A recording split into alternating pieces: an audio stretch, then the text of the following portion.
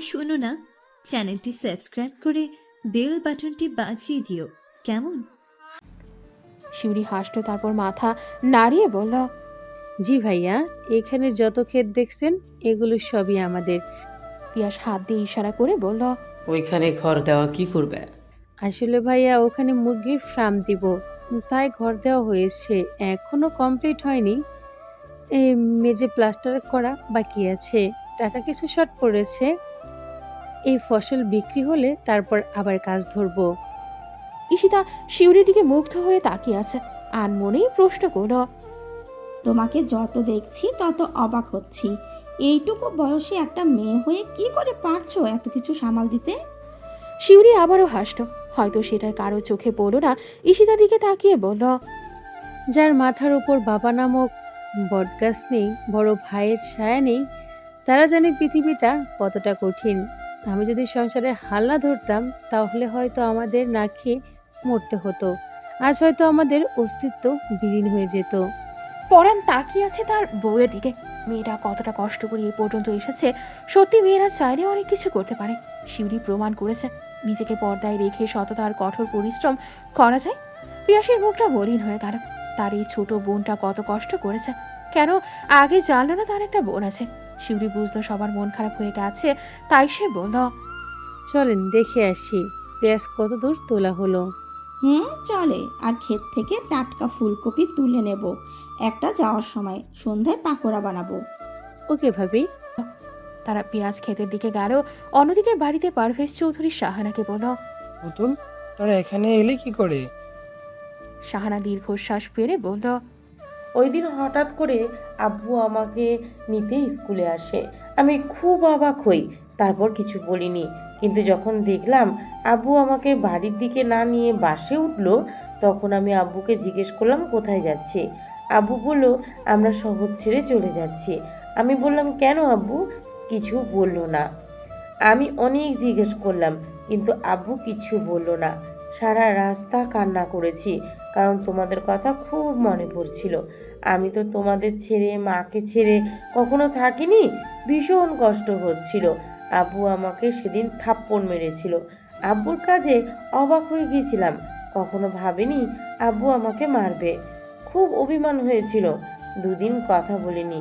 আব্বু আমাকে নিয়ে এই গ্রামে আসে। তার কোন বন্ধুর বাড়ি নাকি গ্রামে ছিল। সেখানে উঠি, বাড়িটা খালি ছিল। তারা শহরে থাকতো। এখানকার মাদ্রাসায় ভর্তি করে দেয়। প্রথম প্রথম মানিয়ে নিতে কষ্ট হতো। আব্বুর সাথে নিয়ে আসা টাকা দিয়ে দিয়ে বেশ কিছুদিন চলে যায়।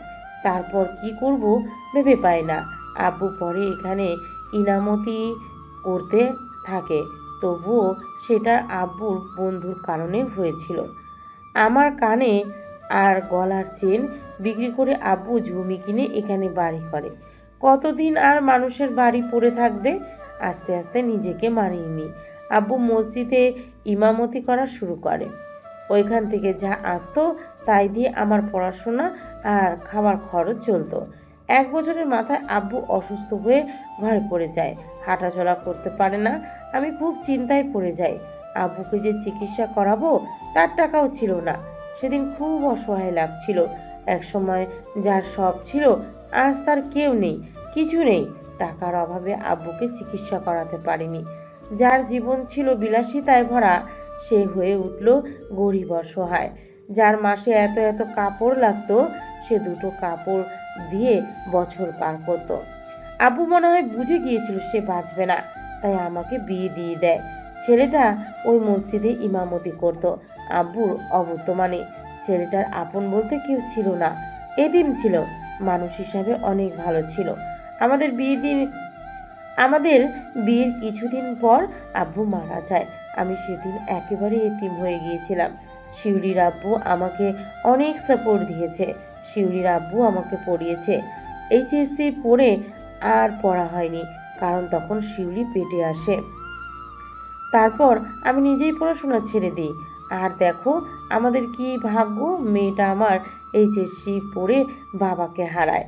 নিজের স্বপ্ন ভবিষ্যতে মাটি চাপা দিয়ে সংসারের হাল ধরে। কতজনে কত কটু কথা বলেছে, তবুও আমার মেয়ে কখনো ভেঙে পড়েনি। আর না কারো কথায় জবাব দিয়েছে। আর ওর এত ত্যাগ আর ধৈর্যর কারণে আজ এইখানে আসতে পেরেছে। সাহারা বেগমের চোখে পানি, পারভেজ চৌধুরী পাভেল চৌধুরী চোখেও পানি। ইস, তার বোনটা কত কষ্ট করেছে, টাকার অভাবে তার চাচাকে মরতে হয়েছে। কতটা অসহায় ছিল তখন তার বোন। সাহারা মাথা নিচু করে বসে আছে।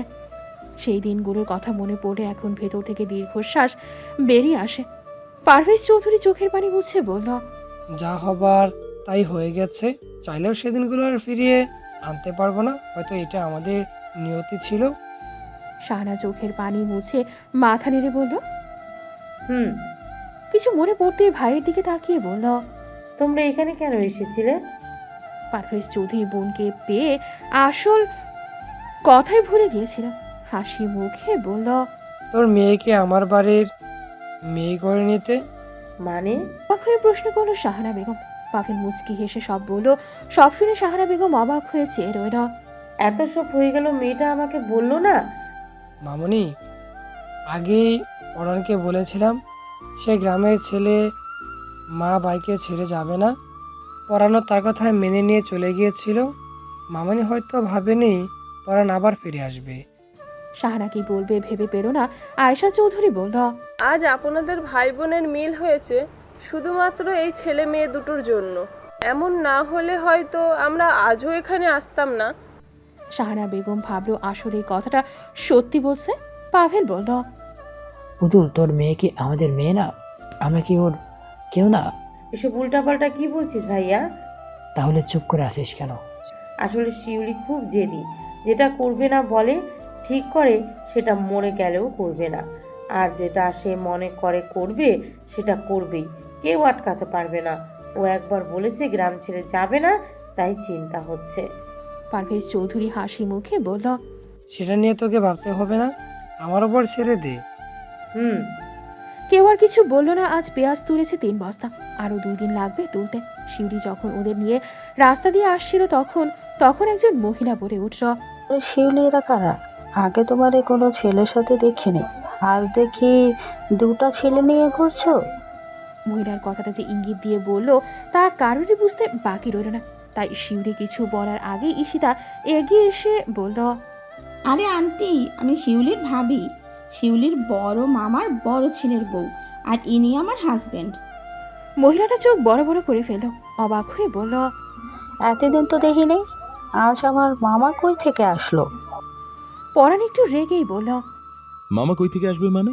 আগে থেকেই ছিল, এতদিন আসেনি তাই দেখেননি।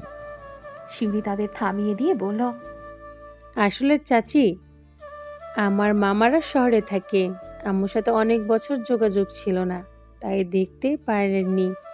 আশা করি বুঝেছেন, আর এখন থেকে তাদের দেখতে পাবেন। আসছি, ভালো থাকবেন চাচি, আর যাবেন আমাদের বাড়িতে। কথাটা বলে শিউরি চলে আসলো। মহিলাটিও চলে গেল।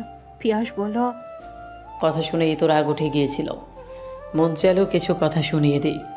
শিউরি হেসে বলল, এর থেকে অনেক বাজে কথা শুনতে হয়েছে, কারণ আমি মেয়ে হয়ে কেন আমি মাঠে ঘাটে কাজ করব, কেন আমি ট্রাক্টর চালাবো। এখন আর এদের কথা গায়ে লাগে না, কারণ এদের কাজই অন্যকে নিয়ে সমালোচনা করা। নিজেরা তো কিছু করতে পারে না, পারে শুধু গীবত করতে। কেউ আর কিছু বলল না। 4 জন বাড়ি আসলো। শিউরির মা মামিরা পিঠে বানাতে ব্যস্ত। পুরি পিঠা, দুধ চিতই, তেলের পিঠার মাংস পিঠা। রাতের খাবার জন্য গরুর মাংস, সাদা ভাত, দেশি মুরগি আর মাছ ভাজি। রাতে সবাই বসে আছে। খাওয়া দাওয়া শেষ। পারভেজ চৌধুরী শিউরিকে বলল, মামুনি, আমরা এসেছিলাম তোমাদের বিয়ের কথা বলতে।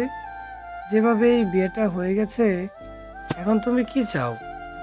শিউরি চমকে গেল। ভয়ে ভয়ে মায়ের দিকে তাকালো। সাহারা বেগম আশ্বস্ত করে সেসব জানে। শিউরি স্বস্তির নিঃশ্বাস ফেলল। মামার দিকে তাকিয়ে বলল, পারভেজ চৌধুরী হেসে বলল, যদি আমার ছেলেটাকে তোর কাছে রেখে যাই, রাখবি? শিউরি চমকে গেল। পারভেজ চৌধুরী হেসে বলল, ছেলে কিন্তু আমার আগেই বলে দিয়েছে সে গ্রামে থাকবে। তার নাকি ভালো লেগেছে গ্রাম, তাই নাকি সে গ্রামে থাকতে চায়। প্রথমে রাজি হয়নি, পরে ওর কারণে রাজি হয়েছিলাম। মায়ের মধ্যে একটু কিন্তু থেকেই গিয়েছিল। এখন কিন্তু আর সেটা নেই, কারণ আমার বোন এখানে উপস্থিত। তুমি তারই মেয়ে। পারভেজ চৌধুরী ছেলের দিকে তাকিয়ে বলল, কি বাবা, কোনো সমস্যা হয়েছে নাকি তোর? পরাণ লাজুক হেসে বলল, আমার কোনো সমস্যা নেই আব্বু। শহরে যান্ত্রিক পরিবেশে হাঁপিয়ে গেছি, তাই এই খোলা পরিবেশে প্রাণ ভরে শ্বাস নিতে চাই, জীবনটাকে উপভোগ করতে চাই। তারপর পরাণ তার ফুপির দিকে তাকিয়ে বলল, কি মামনি, রাখবেন আমাকে? শাহানা বেগম চোখ ছলছল করে উঠল।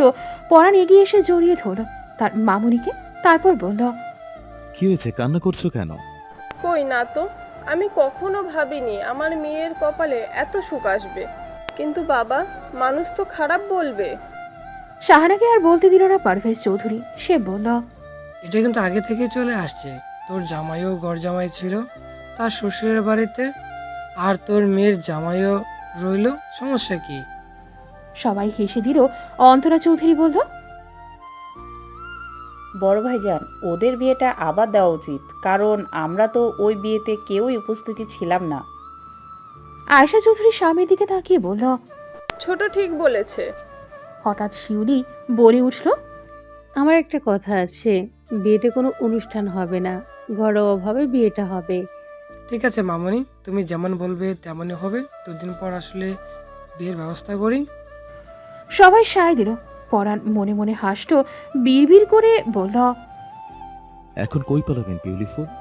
আর মাত্র 2টি দিন, তারপর আপনাকে আমার বাহুডোরে আবদ্ধ করব সারা জীবনের জন্য।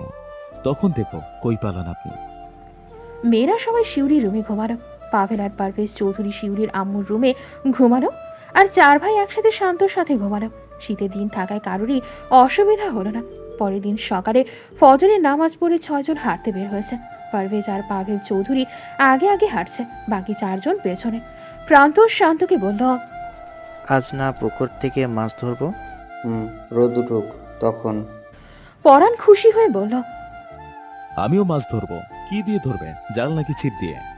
ভাইয়া, আমি তো ছিপ দিয়ে ধরি, তখন আম্মু মাছ ধরতে বলে।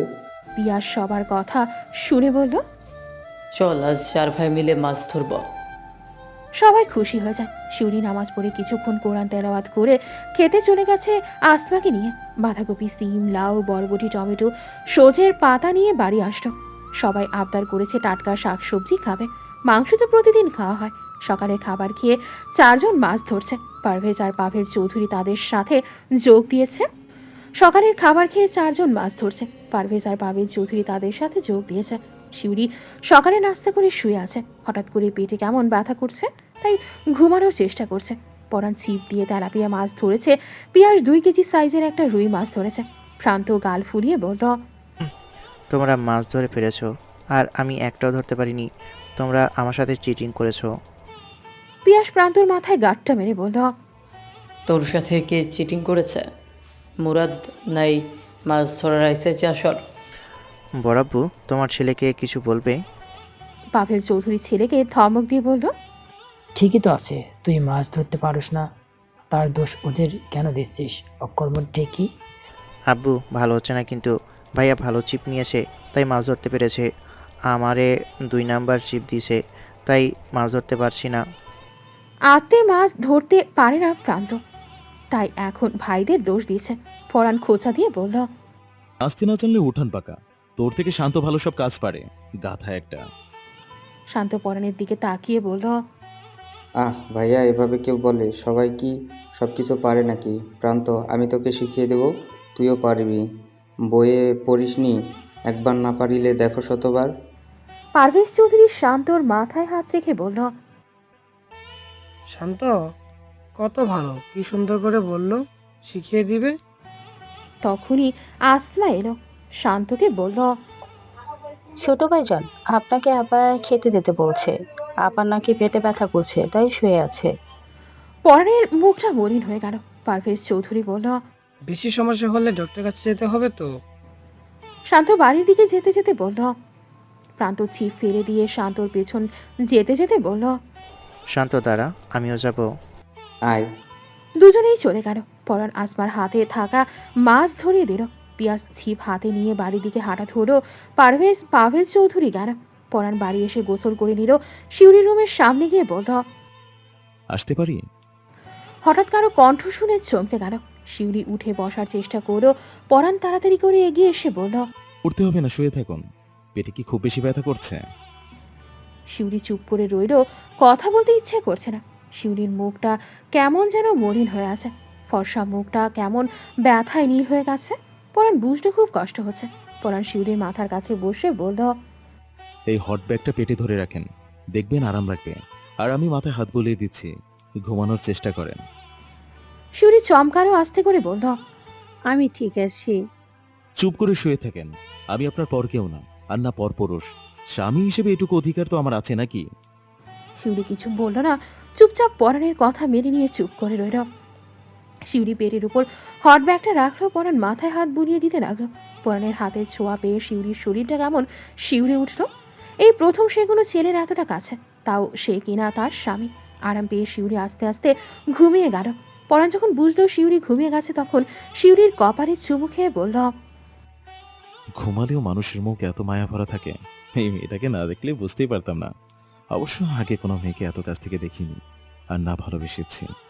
কথাটা বলে মুচকি হেসে চলে গেল। ততক্ষণে ছেলেরা গোসল করে নিয়েছে। পিয়াস ছোট ভাইকে জিজ্ঞাসা করল, পরাণ কি খবর বন্ধু? ঘুমাচ্ছে। পিয়াস শাহানা বেগমের দিকে তাকিয়ে বলল, মামনি বনুকে ডক্টর দেখাও না কেন? শাহানা বেগম গম্ভীর মুখে বলল, তোর বোন কারো কথা শুনলে তো মেয়েটা নিজের একটু যত্ন নেয় না। আয়শা চৌধুরী স্বামীর দিকে তাকিয়ে বলল, বিয়ের ঝামেলা মিটলে পরাণ ওকে ঢাকা নিয়ে ভালো ডাক্তার দেখাবে নি। পারভেজ চৌধুরী বউয়ের কথায় সায় দিয়ে বলল, ঠিক বলছো তুমি। অন্তরা চৌধুরী সবার দিকে তাকিয়ে বলল, কেনাকাটার প্রয়োজন ছিল, এভাবে বিয়ে হয় নাকি? শিউলি ঘরোয়াভাবে সব করতে বলেছে বলে মেয়েটার জন্য শাড়ি গহনা কিনতে হবে না? পারভেজ চৌধুরী বলল, আয়শা, তুমি ঈশিতা আর অন্তরাকে নিয়ে কাল সকালে ঢাকা চলে যাও, যা প্রয়োজন সবকিছু নিয়ে এসো। শাহানা কিছু বলতে চাইলে পাভেল চৌধুরী তাকে থামিয়ে বলল, এই ব্যাপারে কোনো কথা বলবি না। তুই খিদে পেয়েছে, খেতে দে তো। শাহানা বেগম আর কিছু বলল না। পিয়াস বলল, আমাকে একটু বিকেলে এখানকার শহরে যেতে হবে। আসার সময় তো কিছুই আনা হয়নি, এইভাবে থাকা যায় নাকি? শাহানা বেগম সবাইকে খাবার দিল। ততক্ষণে শান্ত আর প্রান্ত চলে এসেছে। প্রান্ত গোসল করে শান্তর কাপড় পরে নিল। দুজনের বয়স, হাইট সেম, তাই সমস্যা হলো না।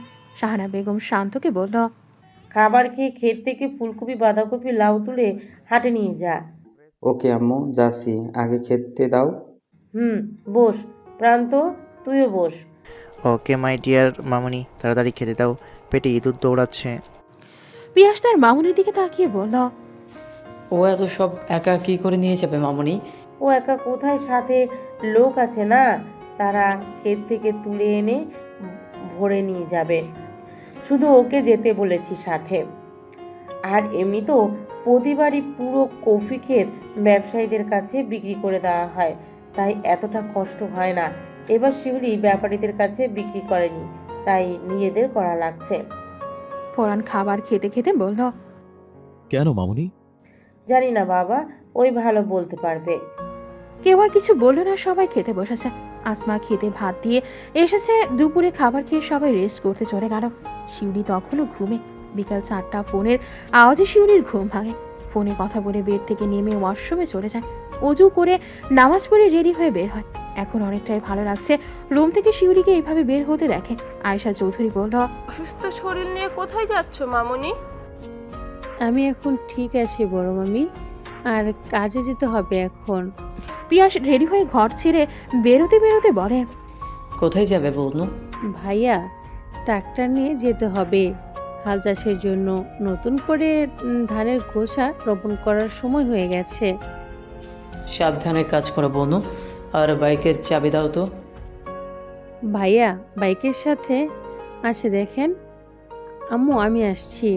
আসমা, গেটটা খুলে দিত। শিউলি কিছু একটা ভেবে পিয়াসের দিকে তাকিয়ে বলল, ভাইয়া, আপনি তো চেনেন না, এক কাজ করুন, ওনাকে নিয়ে যান।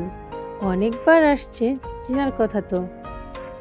শিউলি পরাণকে দেখিয়ে বলল। পিয়াস কিছু বলার আগেই পরাণ বলল, আমি ভাইয়ের সাথে যেতে পারবো না। পিয়াস ভ্রু কুঁচকে প্রশ্ন করে, কেন? পরাণ গম্ভীর মুখে বলল, আমি শিউলির সাথে যাব। এই অসুস্থ শরীর নিয়ে আমি ওকে একা ছাড়তে পারবো না। শিউলি চমকে গেল। এই লোক বলে কি? মানুষ কি মনে করবে? গ্রামের মানুষ নানা রকম কথা বলবে। শিউলি কিছু বলতে যাবে তার আগে পারভেজ চৌধুরী বলল, সিদ্ধান্ত নিয়েছিস পরাণ, তুই মামনির সাথে যা। আর পিয়াস, তুই বাজারে গিয়ে দেখ শান্ত বিক্রি কত দূর হলো, শেষ হলে ওকে নিয়ে আয়। ওকে আব্বু। কথাটা বলে পিয়াস বাইক বের করে নিয়ে চলে গেল। শিউরি উপায় না পেয়ে পরাণকে সাথে নিল। সেও ট্রাক্টর নিয়ে ক্ষেতের দিকে চলে গেল। রাস্তায় চেয়ারম্যান দাদুর সাথে দেখা হলো। শিউরি সালাম দিল, পরাণও সালাম দিল। জব্বার মির্জা সালামের উত্তর দিয়ে বলল, নাও, তুমি পড়ান না আহিলের ফ্রেন্ড? পরাণ মুচকি হেসে বলল, জি দাদু, আমি পরাণ। কেমন আছেন? আলহামদুলিল্লাহ ভালো। তুমি এখানে, তাও ওর সাথে? পরাণ আবারও হাসল। শিউরির দিকে তাকিয়ে বলল, শিউলি আমার মামাতো বোন দাদু। আর একটা সম্পর্ক আছে, সেটা পরে জানতে পারবেন। কে মামাতো বোন মানে? আমার জানা মতে আপন বলতে তো কেউ নাই শাহানার। কে বলেছে নাই? দাদুর সাথে কথা কাটাকাটির কারণে ছোট দাদু ফুপিকে নিয়ে বাড়ি ফিরেছিল, এর জন্য এতদিন যোগাযোগ ছিল না। তার মানে এই নয় যে তার কোনো আপনজন নেই। চেয়ারম্যান দাদুকে কেমন চিন্তিত দেখালো। আস্তে করে বলল, ও আচ্ছা। আর কিছু না বলেই চলে গেল। ওরাও নিজেদের কাজে গেল।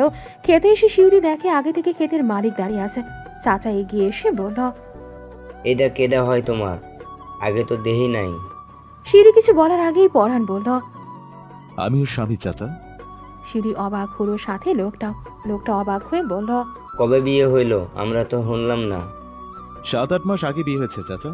ঘরোয়াভাবে হয়েছে, তাই কেউ জানে না। এতদিন শহরে ছিলাম, তাই কেউ জানে না।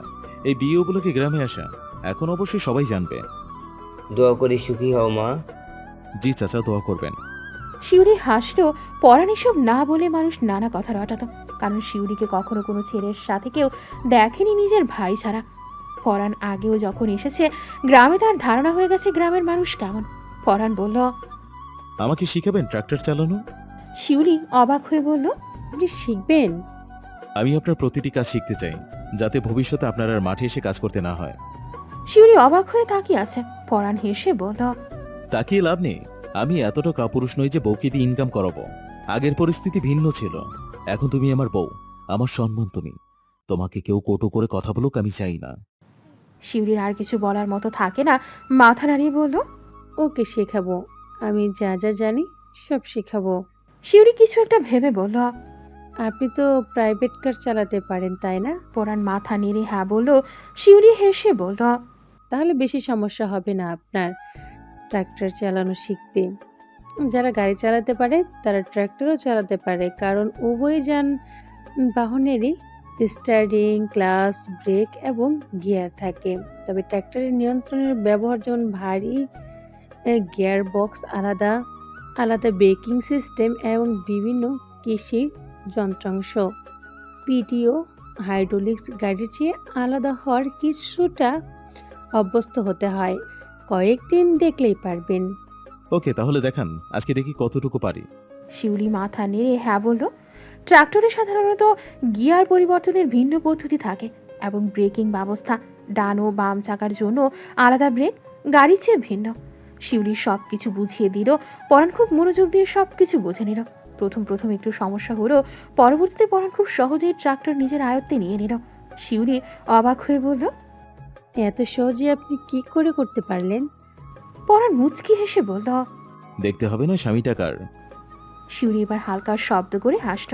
পরাণ বলল, আপনি ক্ষেতের কিনারায় আরাম করে বসেন, আমি কাজটা করছি। আর কোনো কথা না, আপনি শুধু দেখেন আমার কাজটা হয় কি না। শিউরি খাতের কিনারায় আইলে বসলো। গ্রামের মানুষ বাতাও বলে। শিউরির ভালো লাগছে না, তাই বসে রইল। পরাণ হাল চাষ করছে, শিউরি মুগ্ধ হয়ে দেখছে। বিড়বিড় করে বলল, আল্লাহ তোমার কাছে হাজার কোটি শুকরিয়া এমন মানুষ আমার জীবনে দেওয়ার জন্য। সন্ধ্যা হয়ে আসছে। শিউরি উঠে দাঁড়ালো। পরাণকে বলল, সন্ধ্যা হয়ে আসছে, আজ আর করতে হবে না, কাল আসবো আবার, এখন বাড়ি চলেন। ওকে, তাহলে আপনি উঠে আসেন, আমি ট্রাক্টর চালিয়ে যাচ্ছি। শিউরি পরাণের দিকে না গিয়ে সামনের দিকে এগিয়ে গেল। শিউরি থেকে 2 ক্ষেত পরে একজন লোক ছোট ট্রাক্টর দিয়ে ক্ষেতে হাল চাষ করছে। শিউরির এগিয়ে যাওয়ার কারণ হলো লোকটা বসে আছে, মনে হয় কিছু একটা হয়েছে। ট্রাক্টর থেকে নেমে শিউরির পেছনে পরাণও গেল। শিউরি লোকটাকে জিজ্ঞেস করল, কি হয়েছে চাচা? সন্ধ্যা হয়ে আসছে, আপনি বসে আছেন কেন? শিউরির কথা শুনে লোকটা তাকালো শিউরির দিকে, অসহায় গলায় বলল, ক্ষেতের ময়লা সরাইতে গিয়া কিসে যেন হাত কেটে গেল। এখন ডাক্তার ব্রেক ধরতে পারছি না। কালকে এই খেতে গোছাগারও কি করবো বুঝতে পারতেছি না মা। শিউলি দেখলো অনেকটা হাত কেটে গেছে। পরাণের কাছে রুমাল ছিল, পরাণ সেটা দিয়ে লোকটার হাত বেঁধে দিল। শিউলি পরাণকে বলল, আপনি একটু দাঁড়ান, আমি চাচার কাজটা শেষ করে দেই, নয়তো ক্ষেতের মালিক ওনাকে টাকা দেবে না, আরও কথা শোনাবে। ওকে, আমি এখানেই আছি। শিউলি কাদার মধ্যে নেমে গেল। এই খেতে পানি দেওয়া হয়েছে, এখন ভালো করে হাল চাষ করে কালকে ধানের চারা রোপণ করার জন্য প্রস্তুত হয়ে যাবে আর কি। শিউলি পুরোটা ক্ষেত সময় নিয়ে ভালো করে হাল চাষ করে দিল। ততক্ষণে মাগরিবের আজানও দিয়ে দিয়েছে। হাল চাষ শেষ হলে শিউলি চাচাকে বলল, চাচা, আমি কাজটা করে দিছি, আপনি এখন বাড়ি যান আর হাতে ওষুধ লাগিয়ে নিয়েন। আমার কত বড় উপকার করলা, দোয়া করি মা আল্লাহ ভালো করুক। শিউলি চলে এলো। শিউলির শরীর কাদায় মাখামাখি হয়ে গেছে। পরাণ বলল, আমি ট্র্যাক্টর চালিয়ে নিয়ে যাচ্ছি, আপনি বসে থাকেন। শিউলি মাথা নাড়ালো। বাড়ির কাছে এসে শিউলি নেমে গেট খুলে দিল। পরাণ ট্রাক্টর নিয়ে বাড়ি ঢুকলো। সবাই অবাক হলো। অন্তরা বেগম বলল, পরাণ, তুমি ট্রাক্টর চালাচ্ছ? বড় মা, বউ থেকে শিখে নিলাম, ভালো করেছি না? সাহারা বেগম রান্নাঘর থেকে বের হয়ে বলল, আজ আবার কার উপকার করতে গিয়েছিলি? পরাণ সব বলল। সব শুনে সাহারা বেগম দীর্ঘশ্বাস ছাড়ো। তারপর বলল, গোসল করে নিই, নয়তো ঠান্ডা লাগবে। শিউলি মাথা নেড়ে কলের পাড়ে চলে গেল। বোরখায় কাদা ধুয়ে ওয়াশরুমে চলে গেল। পরানো হাত মুখ ধুয়ে নিল। পিয়াস প্রান্ত শান্ত শহরে গেছে, এখনো ফিরেনি। রাতে খাবার খেয়ে ওরা ঢাকার উদ্দেশ্যে চলে যাবে, কাল বিকালে আসবে। গোসল করে শিউলি নামাজ পড়ে খেয়ে নিল। দুপুরে খায়নি, তাই খুব ক্ষুধা রেখেছিল। খাবার খেয়ে শিউলি দেরি করেনি, শুয়ে পড়েছে। পিয়াস বাড়ি আসলে 8টার দিকে। সবাই রাতের খাবার একসাথে খেলো। ঈশিতা, আয়শা, অন্তরা আর পিয়াস চলে গেল ঢাকার উদ্দেশ্যে। থেকে কারো পরাণ, প্রান্ত, পারভেজ আর পাবেল চৌধুরী। শিউলি উঠে আসার নামাজ পড়ে নিল। সাহারা বেগম নামাজ পড়ে আজ মেয়ের সাথে ঘুমালেন। পরের দিন সকালের খাবার খেয়ে শান্ত প্রান্তকে সঙ্গে নিয়ে বেশ কিছু মানুষকে দাওয়াত দেয়। শিউরি পরাণকে সাথে নিয়ে আজও কাজে গেছে। ছেলেটা বাছর বান্দা শিউরিকে একা ছাড়েনি, এমনকি ট্রাক্টর চালাতেও দেয়নি। দুপুর 2টা শিউরির বাড়ির সামনে বড় একটা ট্রাক এসে থামে, যার ভেতরে বাড়ি সাজানোর সমস্ত কিছু ছিল। পারভেজ পাভেল চৌধুরী এগিয়ে গেল তাদের দিকে। তাদের সাথে কথা বলা শেষ করে সবকিছু বুঝিয়ে দিল। তারাও তার কথা মতো কাজে লেগে গেল। শান্ত অবাক হয়ে বলল, মামা, এসব এ বাড়িতে কেন নিচ্ছ? আর তুমি এদেরকে চেনো? পারভেজ চৌধুরী হাসল। পারভেজ চৌধুরী শান্তর কাঁধে হাত রেখে বলল, মামা, এই বাড়িটা আজ থেকে তোমাদের। শান্ত অবাক হয়ে বলল, সত্যি? সত্যি। পরে সব বলবো, এখন হাতে হাতে কাজ করো তো। শান্ত খুশি মনে কাজ করতে লাগলো। শিউলি আসরের আজানের সময় বাড়ি এসেছে। আজকের মতো কাজ শেষ করে এসেছে, তাই দুপুরে আসেনি। পরাণকে হাজারবার বলেও বাড়ি পাঠাতে পারেনি। ততক্ষণে ট্রাক আর তার সাথে আসা লোকগুলো কাজ সেরে চলে গেছে। পারভেজ চৌধুরী শান্ত আর প্রান্তকে এ বিষয়ে কাউকে কিছু বলতে মানা করেছে, কারণ শান্তর মা আর বোনকে কাল সারপ্রাইজ দেবে। সন্ধ্যার দিকে পিয়াস সবাইকে নিয়ে বাড়ি ফিরে এলো। রাতে ডিনার করে ঘুমিয়ে গেল। পরের দিন সকাল থেকে বাড়ির আয়োজন চলছে। শিউরিকে কোথাও বেরোতে দেয়নি। শুক্রবার থাকায় নামাজের পরে বেশ কিছু মানুষজনও এসেছে। চেয়ারম্যানও এসেছে। পারভেজ চৌধুরী তাকে সালাম দিয়ে বলল, আপনি এসেছেন, আমরা খুব খুশি হয়েছি চাচা যান। জব্বার মির্জা মুখে হাসি টেনে বলল, না এসে কি পারি বলো, তোমার চাচা আমার বন্ধু ছিলেন। যখন সে গ্রামে আসে তখন আমি ঢাকায় ছিলাম, তাই দেখা হয়নি। যখন ফিরে আসি ততদিনে তোমার চাচা মারা গেছেন এবং মেয়েকে বিয়ে দিয়ে দিয়েছেন। যাই হোক, এতদিন পরে বোনকে খুঁজে পেয়েছো, এটা অনেক ভালো কথা। জব্বার মির্জা হাসলেন। দুপুরের খাওয়া দাওয়া করলেন। পরাণ গোল্ডের শেরওয়ানি মাথায় পাগড়ি পরে সোফায় বসে আছেন সবার মধ্যে। আসরের নামাজ শেষ হলে হুজুর এসে বিয়ে পড়ালো। বিয়ে পড়ানো শেষে সবাই চলে গেল। পারভেজ চৌধুরী শাহানাকে বলল, পুতুল, চল আমার সাথে। কোথায় যাবো এই সন্ধ্যাবেলায়? চল, গেলেই দেখতে পারবি। পারভেজ চৌধুরী সবাইকে নিয়ে বাড়ির বাহিরে আসলো। শিউলি এখনো সাজে নাই। কালো বোরখা পরা দোতলা বাড়ির সামনে এসে চাবি দিয়ে বলল, আজ থেকে এই বাড়িটা তোর। শিউলি শাহানা বেগম অবাক হয়ে গেল। অবাক হয়ে বলল, দাদা ভাই, এসব কি বলছিস বলতো? ঠিক বলেছি, বাড়িটা যখন করি তখন জানতাম না শিউলি তোর মেয়ে। পরাণের কথায় বাড়িটা ওকে করে দেই। তুই চাচার বাগের সম্পত্তি পাস সেগুলো নিসনি? আমি জানি তুই কখনো নিবিও না, তাই বাড়িটা আমি শিউলির নামে করে দিয়েছি। আশা করি কোনো আপত্তি করবি না। কিন্তু কোনো কিন্তু না। নামাজ শেষে হুজুর এসে মিলাদ পড়িয়ে গেছে, মসজিদে 20 কেজি মিষ্টি দেওয়া হয়েছে। সাহারা বেগম আর কিছু বলল না। সবাই ভেতরে গেল, সবকিছু সুন্দর করে গোছানো। সবাই ড্রয়িং রুমে বসলো।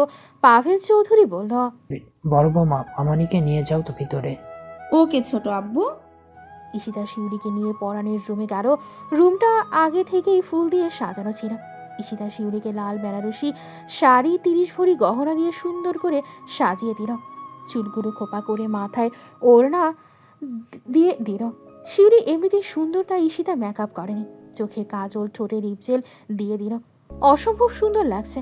ঈশিতা মুচকি হেসে বলল, মাশাল্লাহ, অনেক সুন্দর লাগছে তোমাকে দেখে। আমার দেবর হার্ট অ্যাটাক করবে দেখো। শিউলি লজ্জা পেয়ে মাথা নিচু করে নিল। একটু পর রুমে এলো শাহানা বেগম, আয়েশা আর অন্তরা চৌধুরী। শাহানা মেয়ের কপালে চুমু খেয়ে বলল, মাশাল্লাহ, অনেক সুন্দর লাগছে। দোয়া করি মা সুখী হও। আয়েশা অন্তরা চৌধুরী শিউলিকে দোয়া করল। তারপর শিউলিকে রুমে বসিয়ে সবাই চলে গেল। শিউলি আর পরাণকে রেখে সবাই চলে গেল। আজকের মতো ওদেরকে একা ছেড়ে দিল। কালে বাড়িতে উঠবে সবাই। পরাণ যেন দরজা লাগিয়ে ওপরে উঠে চলে গেল।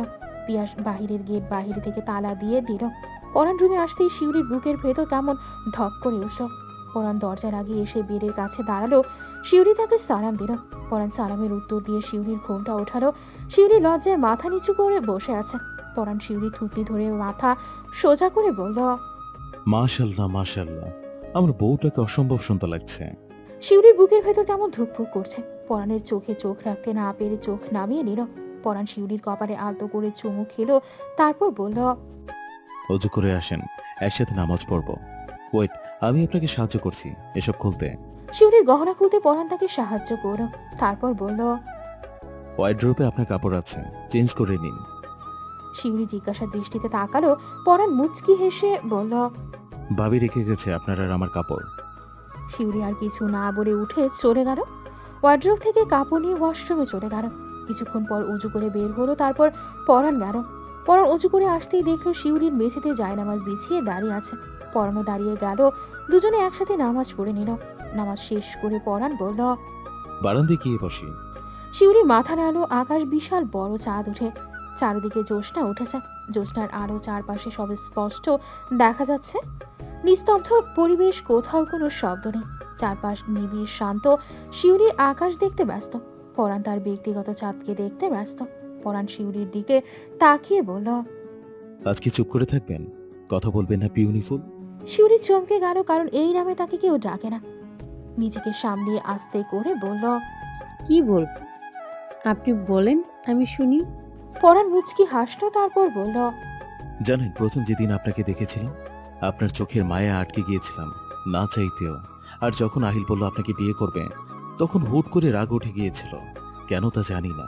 আমি সেদিন সারা রাত ঘুমাতে পারিনি। আর বারবার আপনার চোখ দুটোর কথা মনে পড়ছিল। জীবনে হাজার হাজার মেয়ে দেখেছি, অনেকে প্রপোজও করেছে, কিন্তু কখনো কাউকে দেখে আমার মনের মধ্যে কখনো ফিলিংস জন্মায়নি। কিন্তু প্রথম আপনার চোখের মায়া আটকে গিয়েছিলাম। তারপর ওইভাবে বিয়ে হলো। বিশ্বাস করবেন না, আমি সেদিন খুব খুশি হয়েছিলাম। মনে হচ্ছিল না চাইতে অনেক কিছু পেয়ে গেছি। পরিবারকে জানালাম, তারা মেনে নিল। এই কয়েক মাস তোমাকে না দেখে ছটফট করেছি।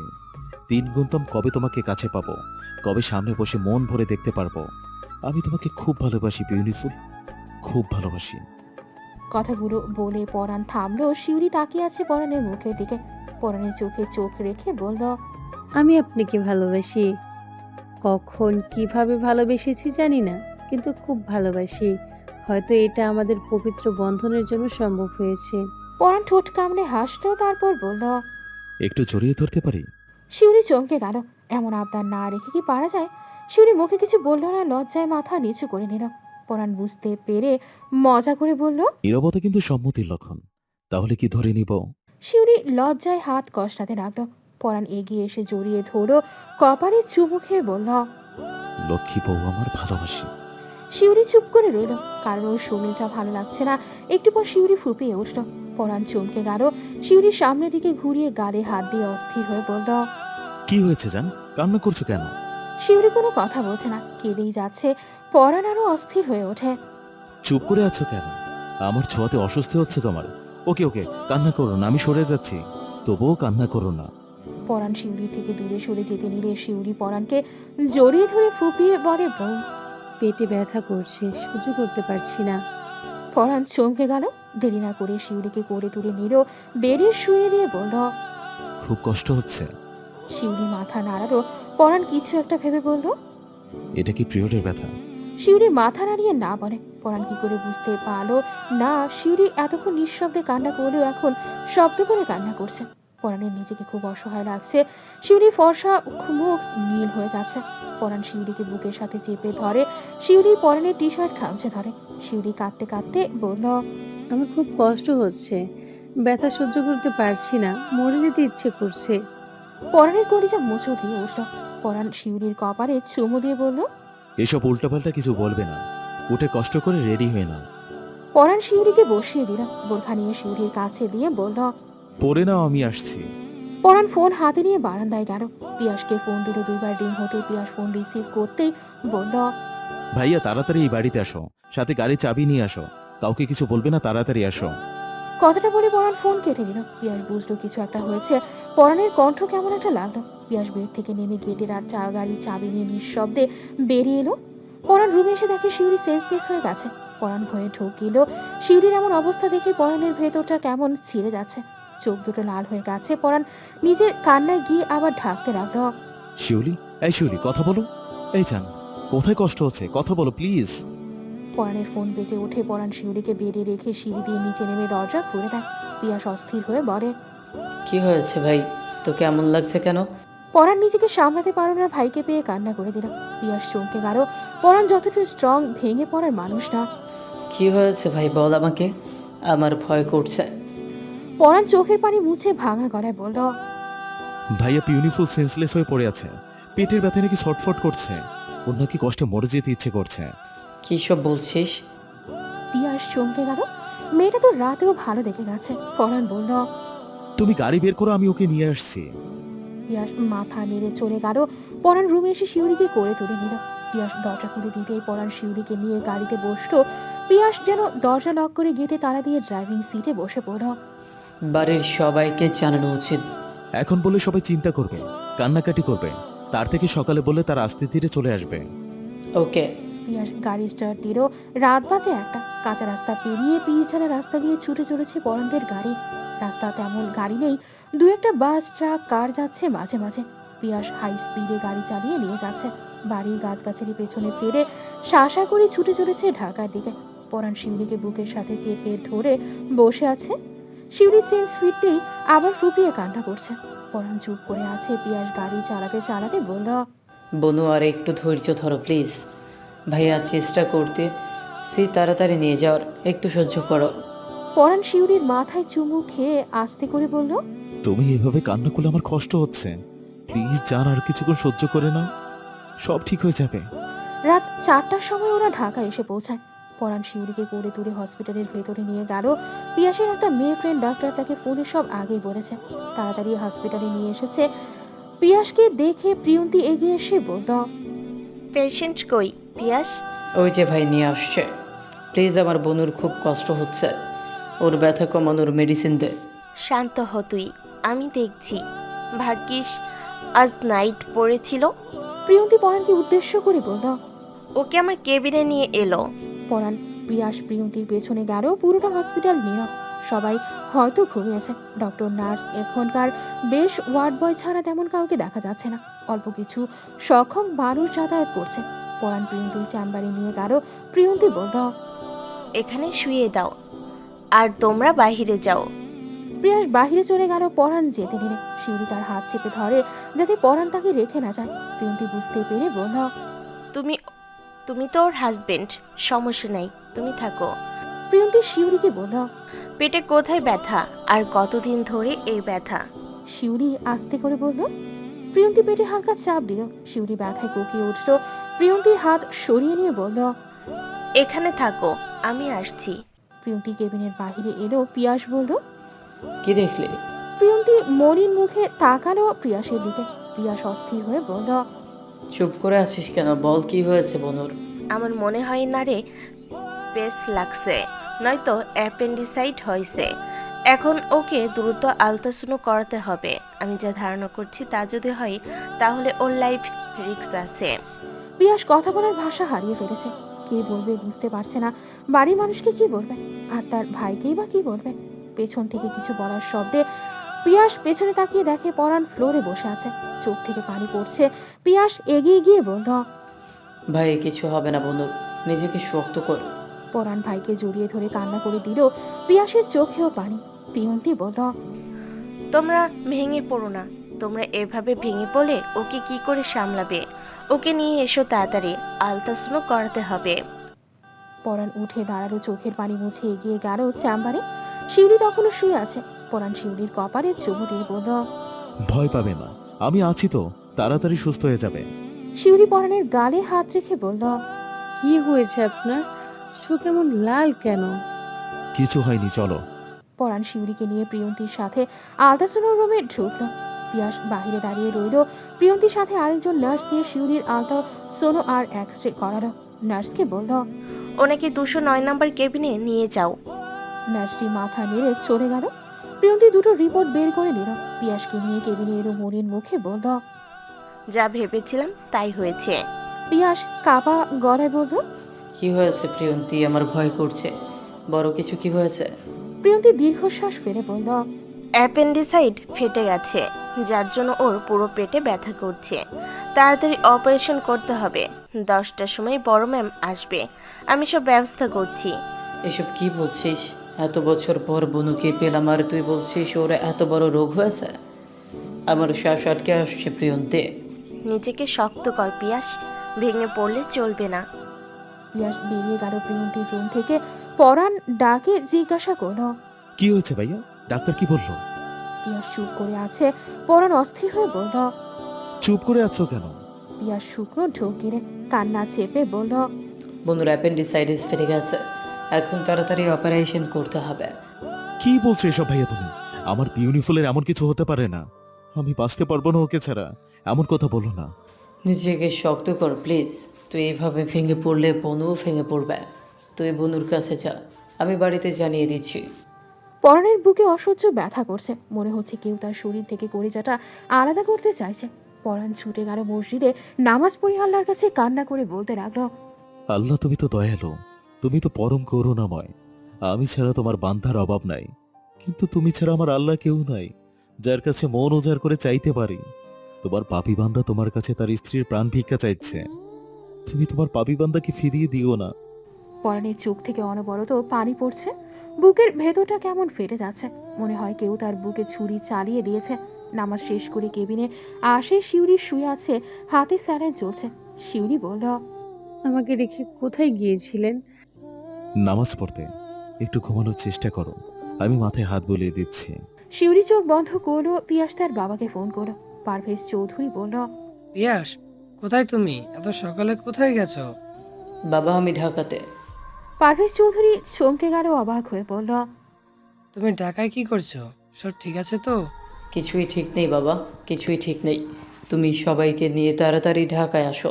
কি হয়েছে পিয়াস, খুলে বলো তো, চিন্তা হচ্ছে তো? পিয়াসের গলা কাঁপছে। কাপা গলায় বলল, বনুকে নিয়ে রাত 1টার সময় ঢাকাতে রওনা দিয়েছিলাম। পারভেজ চৌধুরী চমকে উঠে বলল, কি হয়েছে আমার মামনির?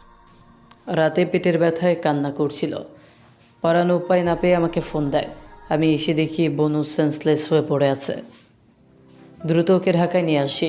আগে থেকে প্রিয়ন্তীকে বলে দিয়েছিলাম। আলট্রাসাউন্ড এক্সরে করে জানতে পারি বনুর অ্যাপেন্ডিসাইটিস হয়েছে এবং সেটা ফেটে গেছে।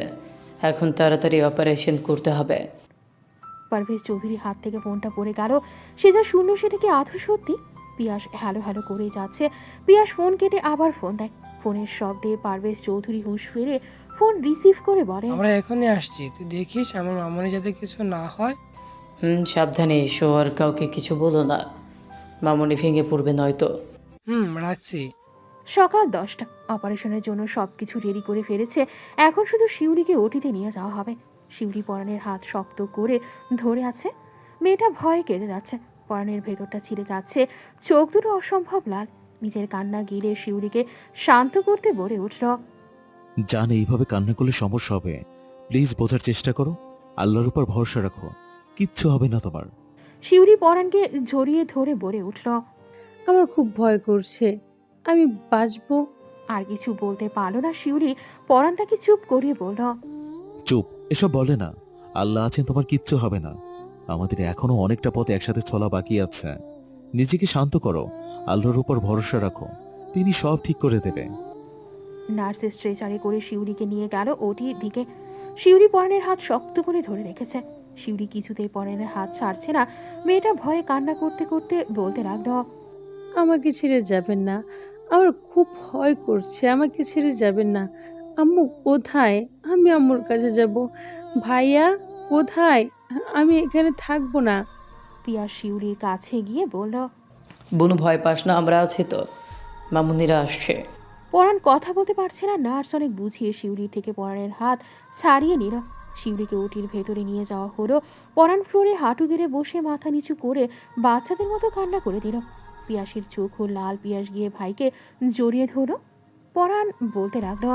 ভাইয়া, আমার খুব কষ্ট হচ্ছে, বুকটা ফেটে যাচ্ছে। আল্লাহ কেন ওকে এই পরিস্থিতিতে ফেললো? ওর বদলে আমি থাকলে এতটা কষ্ট হতো না। মেয়েটা খুব ভয় পাচ্ছে, আমাকে বারবার বলেছে ওকে একা রেখে যেতে না।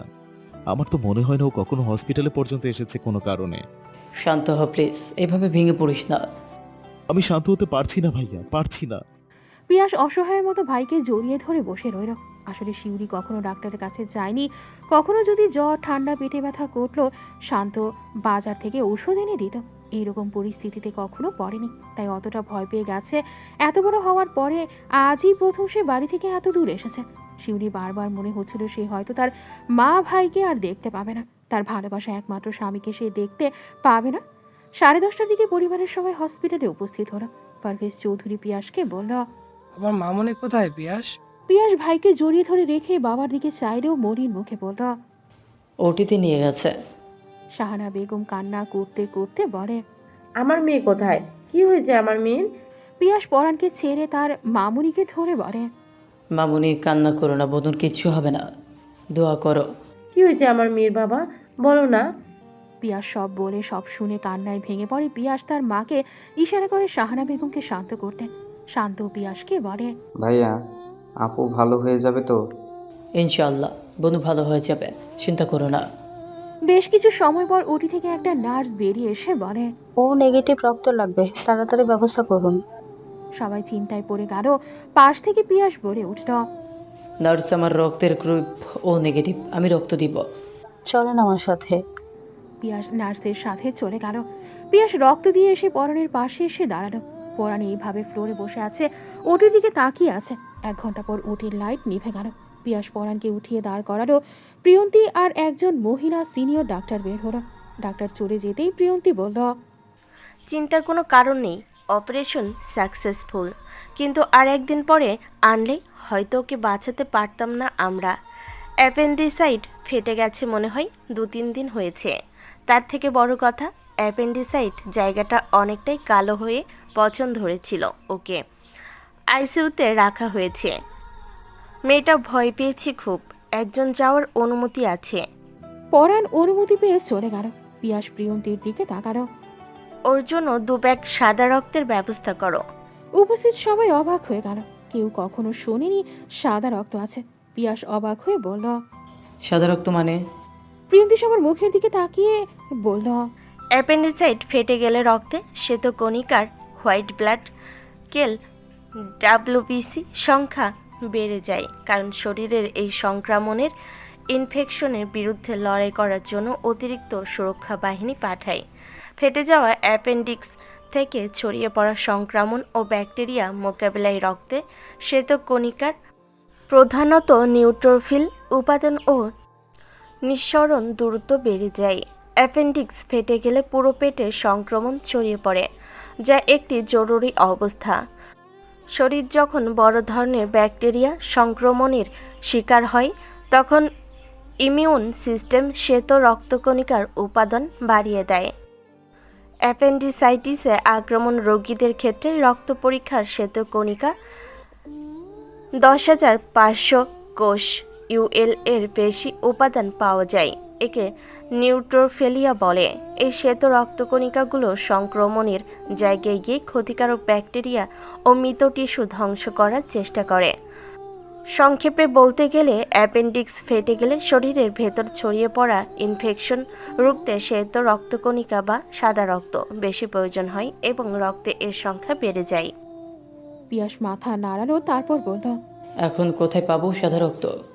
প্রিয়ন্তী মুচকি হাসলো, তারপর বলল, সাধারণত এক ব্যাগ বা 1 ইউনিট প্রায় 450 থেকে 500 মিলি সম্পূর্ণ লাল রক্ত থেকে লোহিত রক্তকণিকা, প্লাজমা এবং সাদা রক্তকণিকা বা প্ল্যাটলেট পৃথক করা যায়। রক্তের উপাদানগুলোকে একটি বিশেষ যন্ত্রের সাহায্যে সেন্ট্রিফিউজ করে পৃথক করা হয়। সাদা রক্তকণিকা এবং প্লেটলেটগুলো সাধারণত রক্তের উপরেই স্তরে বুফিকট থাকে, যা এক ব্যাগ রক্ত থেকে আলাদা করা সম্ভব। এক ব্যাগ লাল রক্ত থেকে প্রক্রিয়াকরণের মাধ্যমে সাধারণত শ্বেত রক্তকণিকা ও প্লেটলেট আলাদা করে বের করা যায়। বুঝেছো? কোথায় গেলে পাবো? ব্লাড ব্যাংকে যাবে, কিন্তু আমার মনে হয় তুমি ডোনার জোগাড় করো। অনেক সময় মদখোর বা অনেক রোগে আক্রান্ত মানুষও রক্ত বিক্রি করে, এতে রোগীর পরবর্তী সমস্যা হয়। ডোনার নিয়ে ব্লাড ব্যাংকে যাও, তারাই সব করে দিবে। দুপুরের মধ্যে লাগবে, কারণ এখন লাল রক্ত শরীরে দেওয়া হচ্ছে, ওটা শেষ হলেই সাদা রক্ত দিতে হবে। পিয়াস তার বন্ধুদের ফোন দিল, তাদের রক্তের গ্রুপে পোস্টও দিল। কিছু মানুষ এতে সাড়া দিল যারা মূলত ঢাকার মধ্যে ছিল। পিয়াস তার বাবাকে বলল, আব্বু সবাইকে নিয়ে বাড়ি যাও, বনু আইসিইউ থেকে বের করতে দেরি আছে, তোমার ফ্রেশ হয়ে খাবার খেয়ে আসো। শাহানা বেগম বলল, আমি কোথাও যাব না। মামুনি পাগলামো করো না, পরাণ ভেতরে আছে, তোমাকে যেতে দিবে না। একবার আমি আমার মেয়েকে দেখবো, প্লিজ একবার। পিয়াস উঠে দাঁড়ালো প্রিয়ন্তীর কেবিনে যাওয়ার জন্য।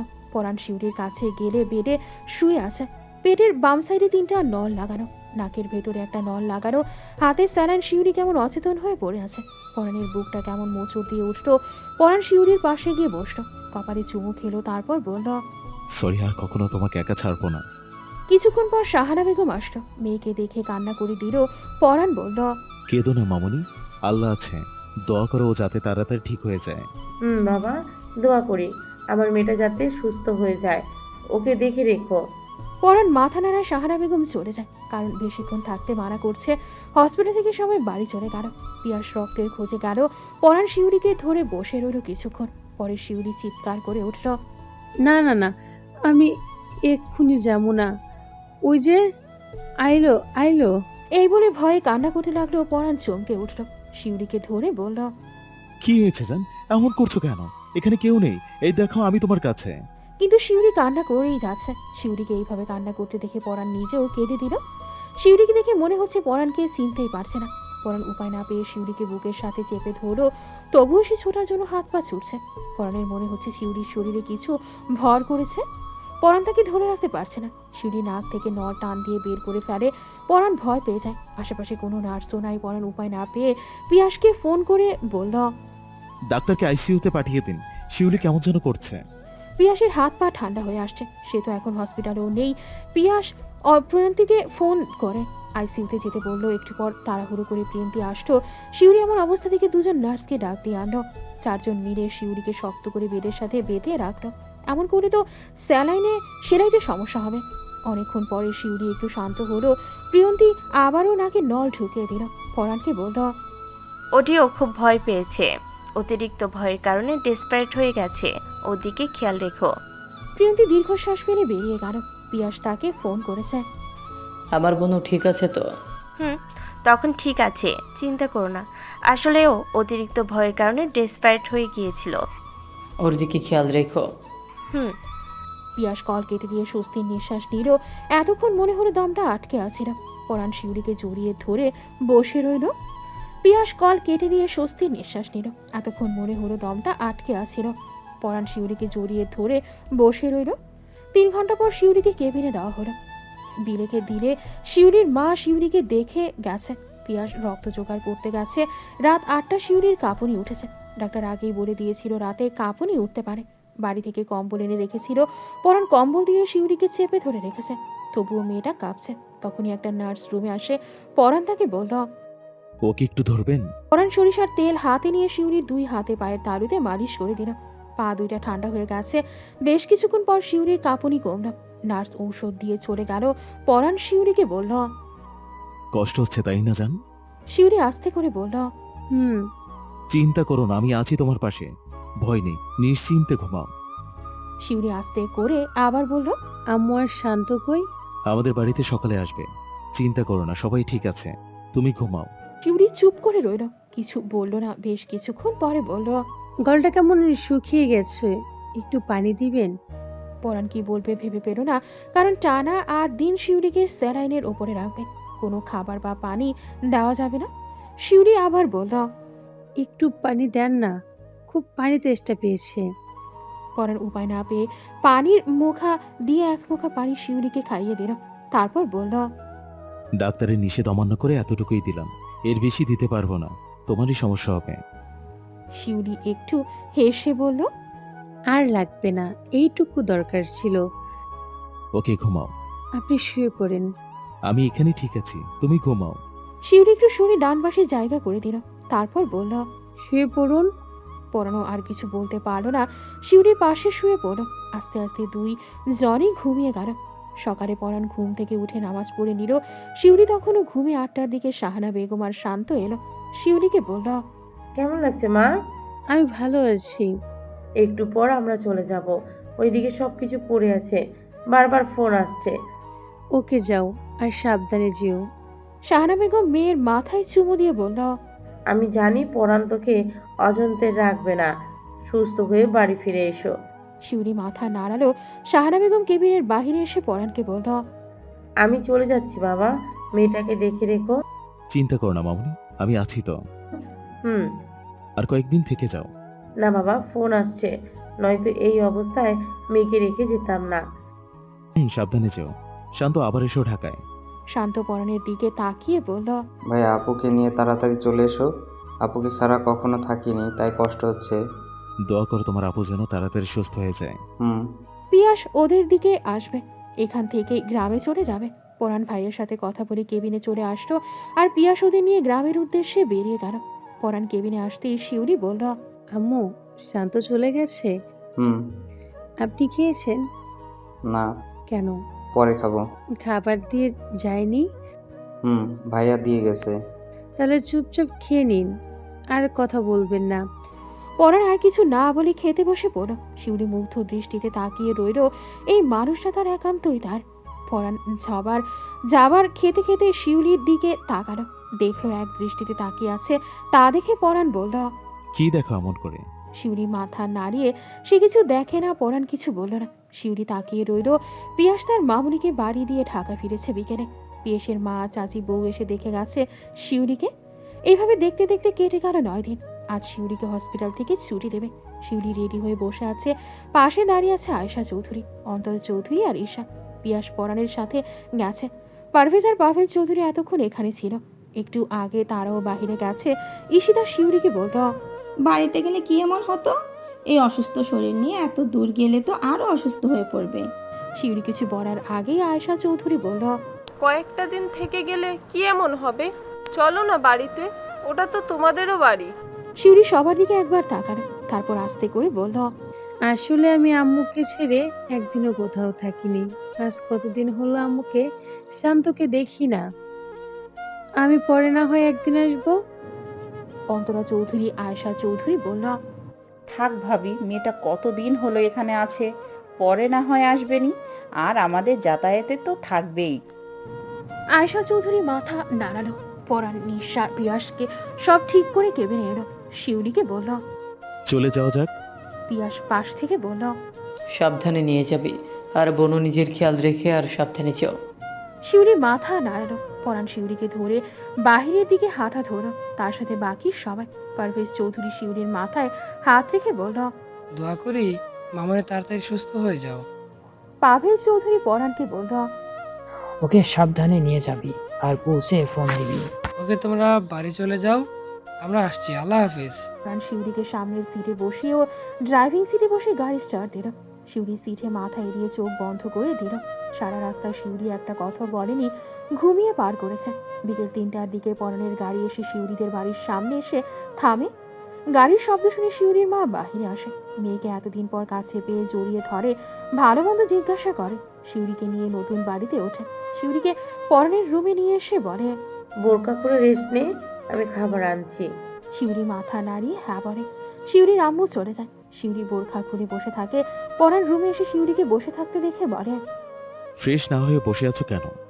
শিউরি পরাণের দিকে তাকিয়ে আস্তে করে বলল, গোসল করব, কেমন যেন লাগছে। ওকে চলো, আমি নিয়ে যাই। পরাণ শিউরিকে ওয়াশরুমে দিয়ে আসে। পরাণ সেখানে দাঁড়িয়ে রইল। কিছুক্ষণ পরে শিউরি ওয়াশরুমের ভেতর থেকে বলল, শুনছেন, আমার কাপড়গুলো দেন। পরাণ ওয়াশরুমের দরজার কাছে এগিয়ে গিয়ে বলল, গোসল করেছো তুমি? শিউরি ছোট করে উত্তর দিল। হুম। পরাণ আর কিছু বলল না। ওয়ার্ড্রপ থেকে সুতি 3 পিস বের করে বলল, দরজা খুলে হাত বাড়িয়ে কাপড় নাও। শিউরি তাই করল। পরাণ সোফায় গিয়ে বসলো। কিছুক্ষণ পর শিউরি ওয়াশরুম থেকে বের হলো। পরাণ এগিয়ে গিয়ে শিউরিকে ধরে আবার সামনে টুলের উপর বসিয়ে দিল। পরাণ তোয়ালে নিয়ে যত্ন সহকারে শিউরির চুল মুছিয়ে দিতে লাগলো। চুল মোছা শেষ হলে পরাণ বলল, তুমি বসো, আমি গোসলটা করে নিই। শিউরি মাথা নাড়ালো। পরাণ ওয়াশরুমে চলে গেল। ওয়াশরুম মেঝেতে শিউরির কাপড় পড়েছিল। পরার কাপড়গুলো ধুয়ে দিল। তারপর গোসল করে তোয়ালে দিয়ে মাথা মুছতে মুছতে বেরিয়ে এলো। নিজের কাপড় সহ শিউরির কাপড় বারান্দায় মেরে দিল। শাহানা বেগম খাবার দিয়ে গেল। পরাণ নিজেও খেলো, শিউরিকেও খাইয়ে দিল। খাবার খাইয়ে ওষুধ খাইয়ে দিল। পরাণ নিচে গিয়ে প্লেট রেখে এলো। শান্ত ও শাহানা বেগম প্রয়োজনীয় জিনিসগুলো এই বাড়িতে আছে, আর বাদ বাকি সব ওই বাড়িতেই থাকবে। পারভেজ চৌধুরী সবকিছু কিনে বাড়িটা সাজিয়ে দিয়েছে। পরাণ রুমে এসে দেখে শিউরি বসে আছে। পরাণ বলল, একটু রেস্ট নাও, অনেকক্ষণ তো বসেছিলে। শিউরি পরাণের দিকে তাকিয়ে নরম সুরে বলল, শুয়ে থাকতে ইচ্ছা করছে না, একটু ছাদে নিয়ে যাবেন? পরাণ কিছু না বলে শিউরিকে কোলে তুলে নিল। শিউরি একটু জোরে বলল, এই কি করছেন, নামান আমাকে। চুপ করে থাকো তো, বেশি কথা বললে ফেলে দিব। শিউরি আর কিছু বলল না। পরাণ ছাদে এসে শিউরিকে নামিয়ে দিল। পুরো ছাদটা ফাঁকা। শিউরি চারপাশ দেখে বলল, চারপাশে কেমন খালি খালি লাগছে। পরাণ ছাদের চারপাশ দেখে বলল, তুমি তোমার মতো করে সাজিয়ে নিও। একপাশে একটা দোলনা আর ফুলের টব বসাবো, ভালো হবে না? খুব ভালো হবে, আমি এনে দেবো, তুমি আগে সুস্থ হও, তারপর সব হবে। শিউলি ছাদে দাঁড়িয়ে বিকালটা উপভোগ করলো। ছাদে দাঁড়িয়ে আশেপাশের গ্রামীণ পরিবেশ দেখতে খুব ভালো লাগছে। পরাণ শিউরিকে বলল, এখান থেকে গ্রামটা খুব সুন্দর লাগছে, তাই না? শিউরির মাথায় বড় করে ঘোমটা টানা, যাতে কেউ তাকে না দেখে। শিউরি ছাদের যে পাশে দাঁড়িয়ে আছে, ওই পাশে কোনো বাড়িঘর নাই, শুধু ধান ক্ষেত আর ধান ক্ষেত। পরাণ বলল, চলো নিচে যাই, সন্ধ্যা হয়ে আসছে। শিউরি মাথা নাড়ালো। পরাণ তাকে কোলে করে রুমে নিয়ে এলো। রাত 10টা। রাতের খাবার খেয়ে যে যার রুমে চলে গেছে। পরাণ রুমে এসে শিউরির চুলগুলো বেনুনি করে দিয়ে বলল, বেডে গিয়ে শুয়ে পড়ো, আমি আসছি। শিউরি বসা থেকে উঠে গিয়ে শুয়ে পড়ল। পরাণ ওয়াশরুমে গেল। ওয়াশরুম থেকে বের হয়ে রুমের লাইট অফ করে ড্রিম লাইট জ্বালিয়ে দিয়ে শিউরির পাশে শুয়ে পড়ল। শহরে শীত না থাকলেও গ্রামে এখনো ভালো শীত আছে। এখনো সকালবেলায় কুয়াশা পড়ে। পরাণ বালিশে মাথা রেখে শিউরিকে বুকে টেনে নিল। শিউরি এতক্ষণ এটারই অপেক্ষা করছিল। হসপিটালে পরাণ শিউরির পাশে বেডে ঘুমাতো। শিউরি বলেছিল তাকে আসলে সারা রাত সোফায় বসে থাকবে কেমন করে, তাই শিউরি তাকে নিজের পাশে শুতে বলেছিল। পরাণও তার বুকে বুকে জড়িয়ে নিয়েছিল। প্রথমে অস্বস্তি হলেও পরে ঠিকই ভালো লেগেছে। মনে হয়েছে এই বুকটা তার একমাত্র শান্তির জায়গা। পরাণ শিউরির মাথায় হাত বুলিয়ে দিতে লাগলো। আরাম পেয়ে শিউরি ঘুমিয়ে গেল। পরাণ যখন বুঝলো শিউরি ঘুমিয়ে পড়েছে, তখন সেও শিউরির মাথায় চুমু দিয়ে চোখ বন্ধ করে নিল। একটা সময় পরাণও ঘুমিয়ে পড়লো। সকাল 6টায় নামাজ পড়ে কিছুক্ষণ আগেই শুয়েছে পরাণ। তখনই শান্ত এসে ডাক দিল। পরাণ শিউরির পাশ থেকে আস্তে করে উঠে গেল যাতে ঘুম না ভাঙে। দরজা খুলে রুমের বাইরে এসে বলে, কি হয়েছে শান্ত? শান্ত পরাণের দিকে তাকিয়ে জিজ্ঞাসা করল, ও ঘুমাচ্ছে, কি হয়েছে বলো? পরাণ ভ্রু কুঁচকে বলল, কেন? পরাণ কিছু একটা ভাবলো, তারপর বলল, চলো আমি যাব। কোনো কিন্তু না। শান্ত আর কিছু বলল না। পরাণ নিচে নেমে এলো। তার মামুনিকে বলল, মামুনি শিউলি উঠলে ওকে খাবার খাইয়ে ওষুধ খাইয়ে দিও। শাহানা বেগম পরাণকে বলল, তুই কোথায় যাচ্ছিস বাবা? একটু কাজ আছে। আমি চা করছি, চাটা খেয়ে যা। ওকে দাও। এখানে বস, আমি দিচ্ছি। পরাণ আর শান্ত চেয়ার টেনে বসে পড়ল। সাহানা বেগম দুজনকে চা দিল। চা খেয়ে দুজনে বাড়ির বাহিরে চলে গেল। লোকেদের সাথে কথা বলে ট্রাক্টর নিয়ে বেরিয়ে গেল। শান্ত দেখিয়ে দিল কোন কোন ক্ষেতে হাল চাষ করতে হয়। পরাণ সেই মোতাবেক কাজ করতে লাগলো। শিউরির ঘুম ভাঙল সকাল 8টার দিকে। কড়া ডোজের ঔষধ খাওয়ার ফলে ঘুম প্রচুর বেড়েছে। পাশে পরাণকে না দেখে শিউরি পুরো রুমে চোখ বোলালো, কোথাও নেই পরাণ। শিউরি আস্তে আস্তে বেড থেকে নেমে দাঁড়ালো। ওয়াশরুমে গিয়ে ফ্রেশ হয়ে বের হলো। আস্তে আস্তে রুম থেকে বের হয়ে নিচে এলো। সাহানা বেগম মেয়েকে দেখে বলল, নিচে নামতে গেলি কেন? সমস্যা নেই আম্মু, উনি কোথায় দেখছি না তো। সাহানা বেগম মেয়ের দিকে তাকালো, তারপর মুচকি হেসে বলল, তোর উনি কাজে গেছে। শিউরি অবাক হলো, অবাক কণ্ঠে বলল, কাজে গেছে মানে? গ্রামের লোক আসছিল, পরাণ আর শান্ত তাদের সাথে কথা বলে বেরিয়ে গেছে। তুমি ওনাকে যেতে কেন দিলে? আমার কথা কে শুনে বলতো? শিউরি চুপ করে রইল। তারপর রুমের দিকে হাঁটা হলো। পেছন থেকে সাহানা বেগম বলল, কোথায় যাচ্ছিস? খেয়ে তো যা। শিউরি রুমে যেতে যেতে শান্ত সুরে বলল, পরে খাবো।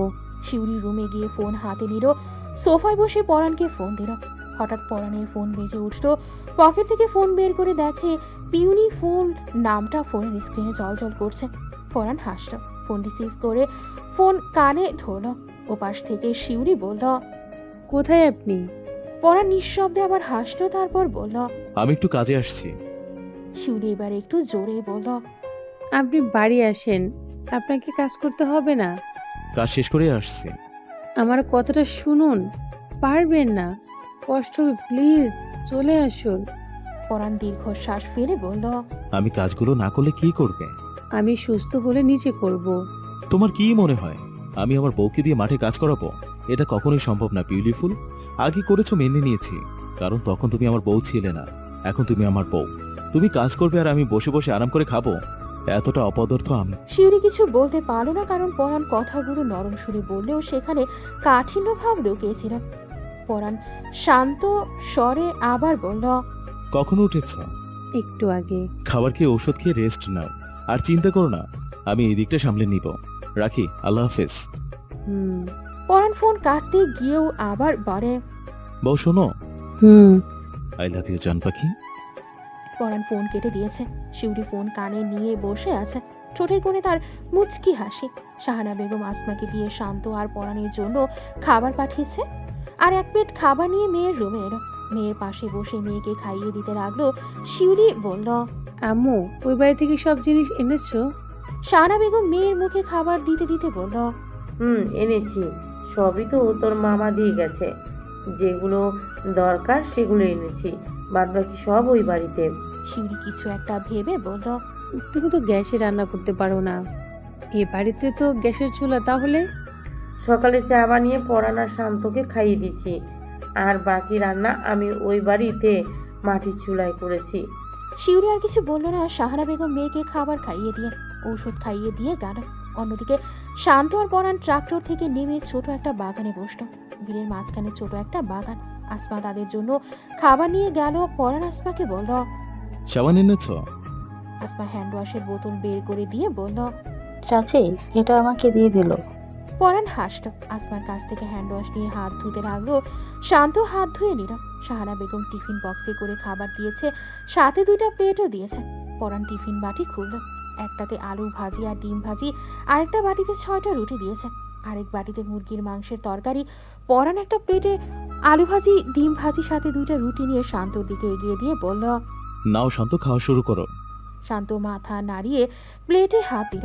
পরাণ নিজের জন্য খাবার নিল। আসমাকে বলল, এখানে রুটি আছে, তুমি খেয়ে নাও। আসমা মাথা নাড়িয়ে বলল, আমি খেয়ে এসেছি দুলা ভাই। তাছাড়া আমি সকালবেলা রুটি খাই না, সকাল সকাল গরম গরম ভাত না হলে আমার চলে না। পরাণ হাসল, কিছু বলল না। শান্ত খেতে খেতে বলল, ভাইয়া কষ্ট হচ্ছে না তোমার?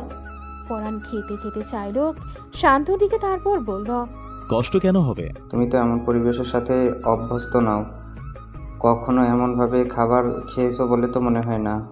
এটা ঠিক যে এমন পরিবেশের সাথে আমি অভ্যস্ত না, তবে আমার কিন্তু মন্দ লাগছে না। এই পরিবেশে বসে খাবার খেয়ে ভালোই লাগছে। বনভোজন ফিলিংস হচ্ছে। শান্ত হাসল, কিন্তু কিছু বলল না। পরাণ আরেকটা রুটি আর মুরগির মাংস তুলে নিল শান্তর প্লেটে। শান্তরে দিয়ে নিজেও নিয়ে নিল। দুজনে খাওয়া শেষ হতে আসমা সবকিছু গুছিয়ে নিয়ে বাড়ির দিকে হাঁটা ধরল। প্রচন্ড রোদ উঠেছে। পরাণ বলল, এত রোদের মধ্যে কাজ করব কিভাবে? শান্ত ট্রাক্টরের দিকে যেতে যেতে বলল। তুমি দাঁড়াও, আমি আসছি। কিছুক্ষণ পর শান্ত ফিরে এলো, হাতে দুটা ক্যাপ একটা পরনের দিকে বাড়িয়ে দিয়ে বলল, এটা আপুর ক্যাপ, এখন তুমি পড়তে পারো। বেশি রোদে আপু এটা মাথায় দিয়ে নিত। পরাণ মুচকি হেসে ক্যাপটা শান্ত থেকে নিয়ে মাথায় পরে নিল। ক্যাপ দুটা শিউরি ট্রাক্টরে ড্যাশবোর্ডে রেখে দেয়। একটা রেস্ট নিয়ে আবার কাজে লেগে পড়ে। বিকেলে 4:30 ঘন্টা সময় শান্ত আর পরাণ বাড়ি ফিরে। দুপুরে আসমা খাবার নিয়ে গিয়েছিল। পরাণ ওই বাড়িতে ট্রাক্টর রেখে হাত মুখ ধুয়ে এই বাড়িতে আসে। রুমে এসে দেখে শিউরি ঘুমিয়ে আছে। পরাণ ওয়ার্ড্রোব থেকে কাপড় নিয়ে ওয়াশরুমে চলে যায়। বেশ কিছুক্ষণ সময় নিয়ে পরাণ গোসল করে। ওয়াশরুম থেকে বের হয়ে চুল মুছে নিল, কাপড়গুলো ওয়াশিং মেশিনে রেখে দিল। তোয়ালে বারান্দায় বেড়ে দিয়ে উঁচু করে আসরের নামাজটা পড়ে নিল। বেডের কাছে এসে শিউরির পাশে বেডে হেলান দিয়ে বসে পড়ল। পরাণের খুব খারাপ লাগছে, মাথাটা খুব ব্যথা করছে। একটু নিচু হয়ে শিউরির কপালে চুমু খেল। শিউরি নড়ে চড়ে উঠল। পরাণ হাসল। পরাণ চোখ বন্ধ করে কপালে হাত রাখলো। শিউরির ঘুম ছুটে গেছে। শোয়া থেকে উঠে বসল। পরাণকে দেখে বলল, কখন এসেছেন আপনি? পরাণ চোখ বন্ধ রেখেই শিউরিকে বলল। উঠলে কেন? আর একটু ঘুমাতে। শিউরি মুখ ভার করে বলল, শুয়ে থাকতে ভালো লাগছে না। বললেন না তো কখন এলেন? কিছুক্ষণ আগে। আপনার কি খুব খারাপ লাগছে? পরাণ চুপ করে রইল। ভালো লাগছে না তার। শিউরি বুঝলো পরাণের সত্যি খুব খারাপ লাগছে, তাই কিছু না বলে বেড থেকে নেমে দাঁড়ালো। ওয়াশরুমে গিয়ে ফ্রেশ হয়ে ধীর পায়ে নিচে নেমে গেল। কিচেনে গিয়ে 1 কাপ কফি বানিয়ে নিয়ে আবার রুমে এলো। বেডের কাছে এসে বলল, কফিটা খান, ভালো লাগবে। শিউরির কথা শুনে পরাণ চোখ মেলে তাকালো। দেখলো শিউরি কফি হাতে দাঁড়িয়ে আছে। তুমি কিচেনে কেন গেছো এই অসুস্থ শরীর নিয়ে? আমি এখন ঠিক আছি, এতটুকু তো করাই যায়। বেশি কথা না বলে খেয়ে নিন। পরাণ আর কিছু বলল না। কফির কাপটা হাতে নিল। শিউরি রুমের জানালা বন্ধ করে দিয়ে পর্দা টেনে দিল। সন্ধ্যা হয়ে আসছে, একটু পর আজান দেবে হয়তো। রাত 10টা। পরাণ শিউরির কোলে মাথা দিয়ে শুয়ে আছে। শিউরি পরাণের মাথায় হাত বুলিয়ে দিচ্ছে। রাতের খাবারও খাননি পরাণ। পরাণের ভারী নিঃশ্বাসের শব্দ শুনে শিউরি বুঝলো পরাণ ঘুমিয়ে গেছে। ড্রিম লাইটের আলোতে পরাণের মুখটা মায়াবী লাগছে। শিউরি তাকিয়ে রইল। একটা সময় বেডের সাথে হেলান দিয়ে শিউরিও ঘুমের দেশে পাড়ি জমালো। আজানের শব্দে ঘুম ভেঙে যায়। পরাণের চোখ মেলে তাকিয়ে দেখে সে শিউরির কোলে ধরফরিয়ে উঠে সবে বিড়বিড় করে বলে, ইস, আমি সারা রাত এইভাবে শুয়েছিলাম। বউটার কত কষ্ট হলো। এই অসুস্থ শরীর নিয়ে এভাবে ঘুমিয়েছে। আমাকে ডাক দিলেই হতো। পরাণ বেড থেকে নেমে শিউরিকে ভালো করে শুয়ে দিল। শিউরি কপালে চুমু দিয়ে বলল, পাগলি একটা। ওয়াশরুমে গিয়ে ফ্রেশ হয়ে অজু করে বের হলো।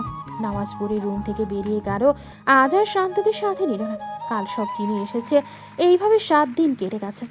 এই 7 দিনে পরাণ খুব পরিশ্রম করেছে। নামাজ পড়ে বের হতো, বাড়ি আসতে আসতে 7টা বেজে যেত। শিউরি অনেকটাই সুস্থ। রাত 10টায় পরাণ বেডে শুয়ে আছে। ভালো লাগছে না, শরীরটা কেমন ব্যথা করছে। পরাণকে এভাবে ছটফট করতে দেখে শিউরি এগিয়ে গেল পরাণের দিকে। কপালে হাত দিয়ে দেখে জ্বরের শরীর পড়ে যাচ্ছে। শিউরি অস্থির হয়ে উঠল। পরাণ শীতে কাঁপছে। শিউরি পরাণকে কম্বল দিয়ে মুড়িয়ে দিল।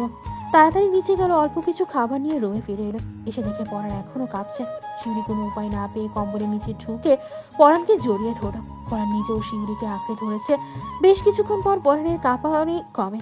শিউরি আস্তে করে ডাকে, এই যে শুনছেন, একটু উঠুন। খাবার খেয়ে ওষুধ খেতে হবে তো। পরাণ শিউরিকে গভীরভাবে জড়িয়ে নিয়ে বলল, এভাবে শুয়ে থাকো, ভালো লাগছে। শিউরি পরাণের মাথায় হাত বোলাতে বোলাতে বলল, আমি পালিয়ে যাচ্ছি না, আগে খাবার খেয়ে ওষুধ খেয়ে নিন প্লিজ। পরাণ কিছু বলল না। শিউরি শোয়া থেকে উঠে বসলো। পরাণকেও বসালো। হাত ধুয়ে পরাণকে খাবার খাইয়ে দিয়ে ওষুধ খাইয়ে দিল। শিউরি গিয়ে প্লেট নিচে রেখে আসলো। দরজা লাগিয়ে পরাণের কাছে আসলো। তারপর বলল, আপনি ঘুমানোর চেষ্টা করুন, আমি মাথায় হাত বুলিয়ে দিই। পরাণ শিউরির কোনো কথা শুনল না, উল্টো জেদ ধরে বলল, মাথায় হাত বুলিয়ে দিতে হবে না, আমাকে আগের মতো জড়িয়ে ধরো। শিউরি আর কোনো কথা বলল না, পরাণকে জড়িয়ে ধরল। দুজনেই ঘুমিয়ে গেল। রাত 2টা হঠাৎ শিউরি ঘুম ভেঙে গেল। পরাণের শরীর এত গরম হয়ে গেছে, শরীরের সাথে শরীর ছোঁয়া দেওয়া যাচ্ছে না। শিউরি উঠে রুম থেকে বেরিয়ে গেল। ছোট বাটিতে পানি আর নরম কাপড় নিয়ে এলো। পরাণের মাথার কাছে বসে জলপট্টি দিতে লাগলো। পরাণ অচেতন হয়ে পড়ে আছে। শিউরির ভয় করছে, এরকম পরিস্থিতিতে কখনো পড়েনি। জ্বর কমছে না দেখে ওয়াশরুম থেকে পানি নিয়ে এলো বালতিতে করে। পরাণের মাথা বেড়ির কিনারায় এনে পরাণের মাথায় মগ দিয়ে পানি ঢালতে লাগলো। শিউরি ভাবলো শরীর মুছিয়ে দিলে হয়তো ভালো হতো, কিন্তু এই কাজটা করতেই শিউরির অস্বস্তি লাগছে। কিন্তু এখন তো কোনো উপায়ও নেই। জোরে শ্বাস টেনে গেঞ্জি খুলে পুরো শরীর মুছিয়ে দিল, মাথাটা ভালো করে মুছিয়ে দিল, জোর করে ওষুধ খাইয়ে ভালো করে শুইয়ে দিল। শিউরি হাঁপিয়ে গেছে, সেরাইয়ের জায়গায় চিনচিনে ব্যথা করছে। শিউরি সোফায় বসে পড়ল। কিছুক্ষণ পরে সোফা থেকে উঠে লাইট অফ করে বেডে গিয়ে শুয়ে পড়ল। সকাল 8টা, শিউরি এখনো ঘুমাচ্ছে। পরনের ঘুম ভাঙতে অনুভব করল, মুখটা কেমন ভার ভার লাগছে। চোখ মেলে তাকিয়ে দেখে তার মিষ্টি বউটা তার বুকে, আর তার শরীরে কালকের সেই গেঞ্জিটা নেই। পরন অবাক হলো, গাড় ঘুরিয়ে পাশে তাকালো। ওর পরনের গেঞ্জি সোফায় পড়ে আছে, মেঝেতে বালতি মগ, মাথার কাছে স্যান্টা, টেবিলের উপর কাচের বাটি আর সাদা কাপড় রাখা। পরাণ যা বোঝার বুঝে গেল। শিউরি সারা মুখে চুমু দিয়ে বলল, ইস, আমাকে নিয়ে কত কষ্ট করলে এই অসুস্থ শরীর নিয়ে, আমার মিষ্টি বউ। কথাটা বলেই হেসে দিল। শিউরির মাথাটা বালিশে রেখে উঠে বসলো। শরীরটা বেশ দুর্বল। পরেন ওয়াশরুমে যাওয়ার জন্য উঠে দাঁড়ালো, কিন্তু পারল না। শরীর কাঁপছে, তাই বেডেই বসে রইল। আস্তে আস্তে দেয়াল ধরে ওয়াশরুমে গেল। কিছুক্ষণ পর ফিরে এসে শিউরির পাশে শুয়ে পড়ল। শিউরির ঘুম ভাঙল বেলা 10টায়। ঘুম ভাঙতেই শিউরি পরাণের কপালে হাত রাখলো, দেখলো জ্বর নেই। শিউরি স্বস্তির নিঃশ্বাস নিল। পরাণ চোখ বন্ধ অবস্থায় বলল, আমি এখন ঠিক আছি বউ। সারা রাত জেগে এভাবে কষ্ট করে সেবা করলে ভালো না হয়ে যাব কোথায়? শিউরি কিছু বলল না, বেড থেকে নেমে দাঁড়ালো। ঘড়ির দিকে তাকিয়ে দেখে 10টা 12 বাজে। শিউরি বিড়বিড় করে বলল, এতক্ষণ ঘুমিয়েছি। ওয়াশরুমে গিয়ে ফ্রেশ হয়ে পরাণকে বলে, উঠুন, ফ্রেশ হতে হবে। পরাণ উঠে বসলো। শিউরি তাকে ধরে নিয়ে গেল, পরাণকে ফ্রেশ করিয়ে এনে বেডে বসালো। দরজা খুলে শান্তকে ডাক দিল।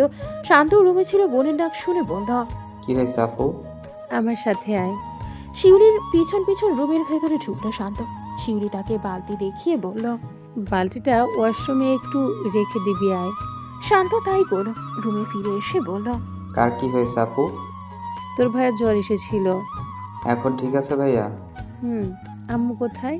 আম্মু ও বাড়িতে ধানের বোঝা গাড়ার জন্য লোক নিছে, তাদের রান্নার জন্য আম্মু ব্যস্ত। ও আচ্ছা, সকালের খাবারটা একটু দিয়ে যা। আচ্ছা আপু। শান্ত চলে গেল।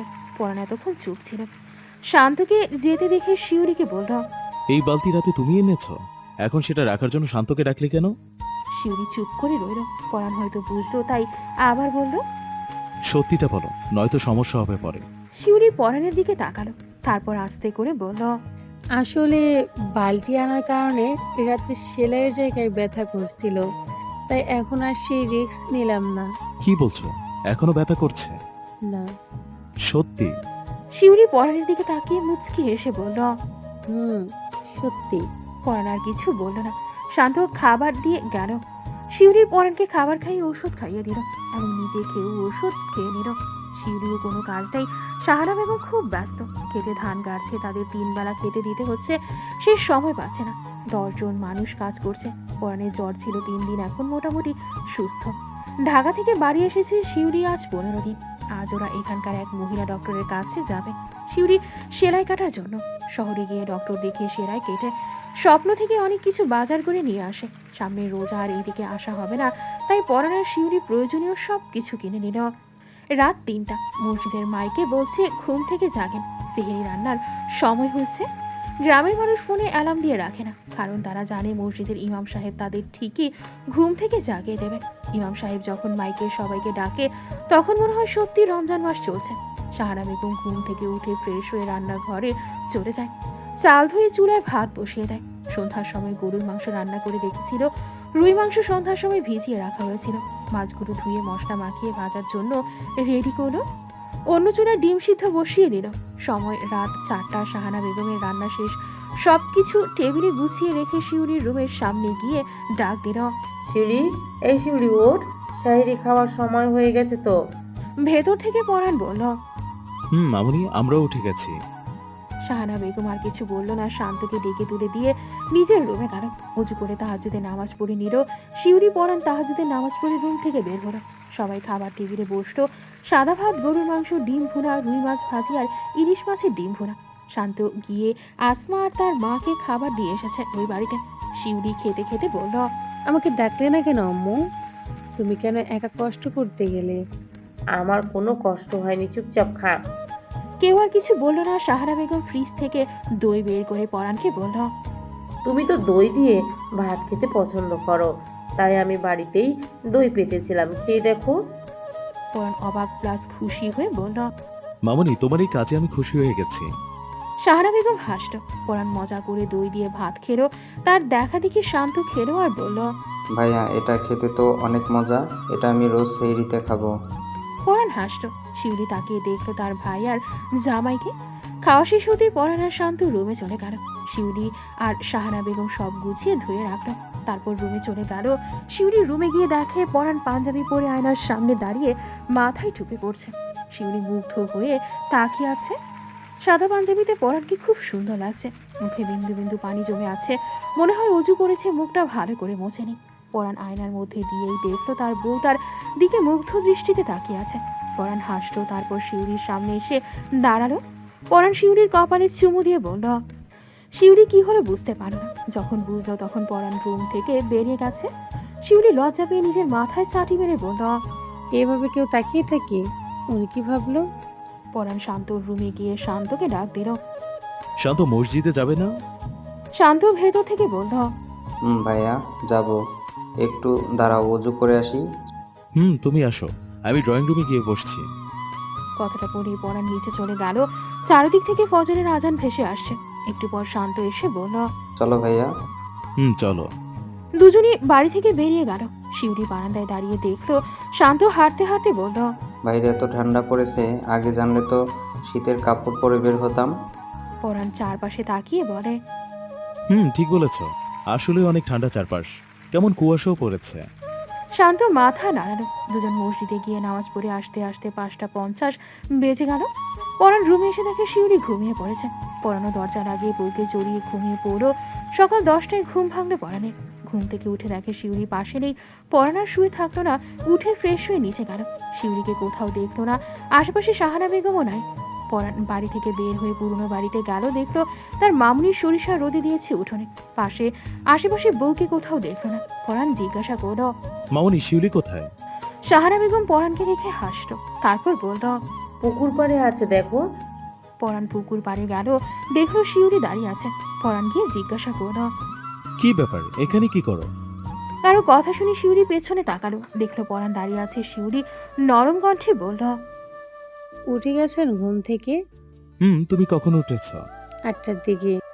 আচ্ছা, বললে না তো এখানে কি করো? শিউলি পরাণের কাছে এসে বলল, মাছ বিক্রি করার সময় হয়ে গেছে, জেলেদের আসতে বলতে হবে মাছ ধরার জন্য। তাদের সাথে কথা হয়েছে? না, ফোন দিব ভাবছি। নাম্বার দাও, আমি কথা বলছি। আর বলেছি না সবকিছু আমাকে বুঝিয়ে দাও, কথা শোনো না কেন? শিউলি নিঃশব্দে হাসলো, তারপরে কিছু না বলে বাটন ফোন এগিয়ে দিয়ে বলল, এই নেন, কাজের জন্য এই ফোনে ফোন আসে, এটা দিয়েই শুরু করি, কি বলেন? পরাণ তাকিয়ে রইল শিউলির চোখের দিকে, তারপর বলল, পরাণ দেখালো জেলে দিয়ে নাম্বার সেভ করা। সেটাতে কল করলো, ফোন রিসিভ হতে কথা বলতে লাগলো। পরাণ কথা বলছে দেখে বাড়ির দিকে হাঁটা ধরলো। কিছু দূর গিয়ে আবার দাঁড়িয়ে গেল। পরাণ কথা বলা শেষ করে শিউলির দিকে তাকালো। শিউলি বলল, চলেন ক্ষেতগুলো দেখে আসি। পরাণ মাথা নেড়ে বলল, চলো। একটু দাঁড়ান, আমি কাছি আর ঝুড়ি নিয়ে আসি। শিউলি বাড়ি থেকে 2টা ঝুড়ি আর কাঁচি নিয়ে এলো। শিউলি পরাণকে নিয়ে খেসারি ডাল চাষ করেছে, সেই খেতে গেল। খেসারি ডালের সেই বাতি হয়ে গেছে, কিছুদিন পরে পেকে যাবে। শিউলি পরাণকে বলল, খেসারি ডালের সেই খাবেন আপনি?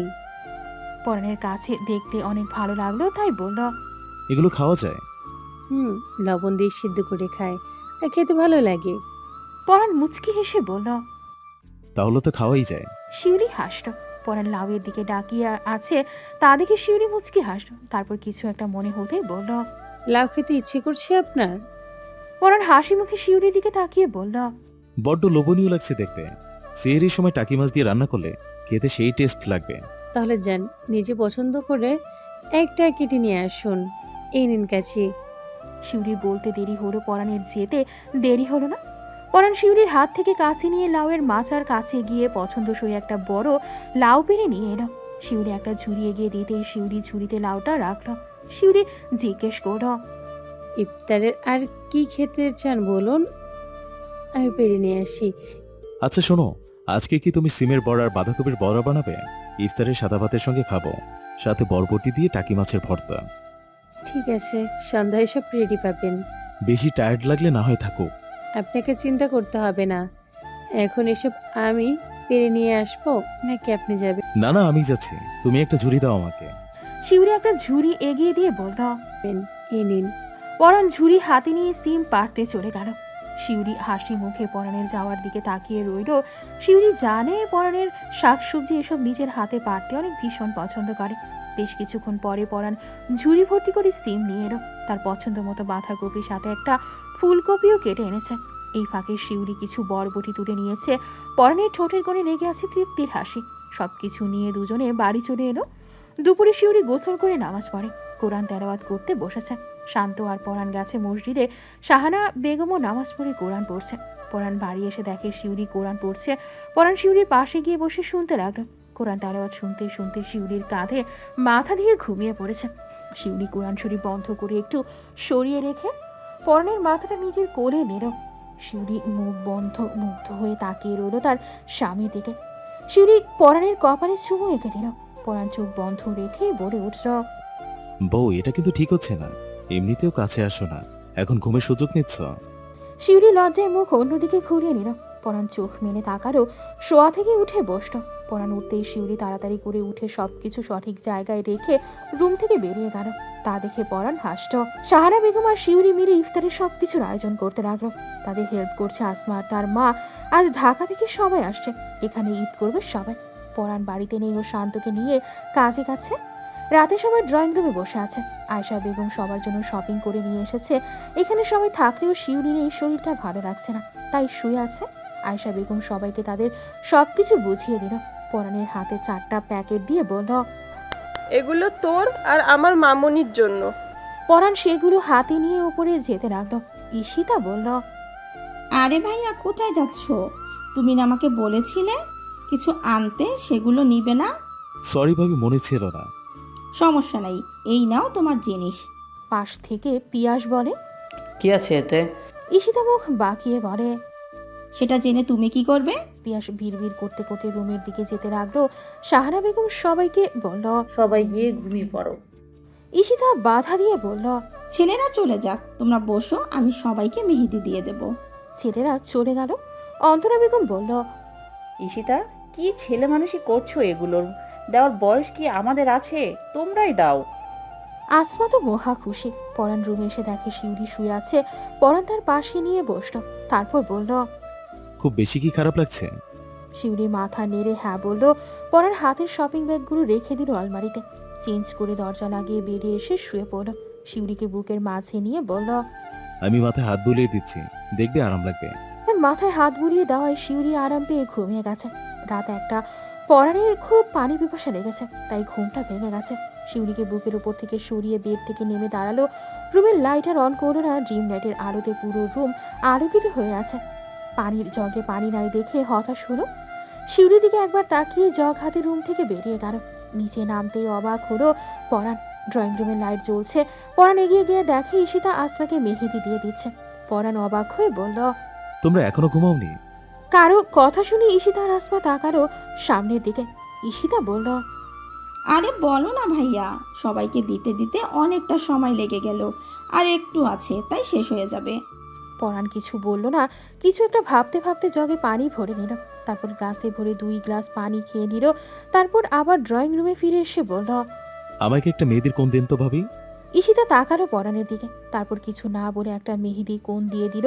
পরাণ রুমে এলো। পানি জগটা টেবিলে রেখে রুমে লাইট অন করলো। ইউটিউব দেখে কিছু একটা ঘাটলো। তারপর শিউলির পাশে গিয়ে বসে শিউলির বাম হাতের তালুতে সুন্দর করে পরাণ নামটা লিখে দিল। এই কাজটা করে পরাণের ঠোঁটের কোণে বিশ্বজয়ের হাসি ফুটে উঠল। যতক্ষণ শিউলির হাতের মেহেদি শুকোয় ততক্ষণ হাত ধরে রেখে ফু দিতে লাগলো।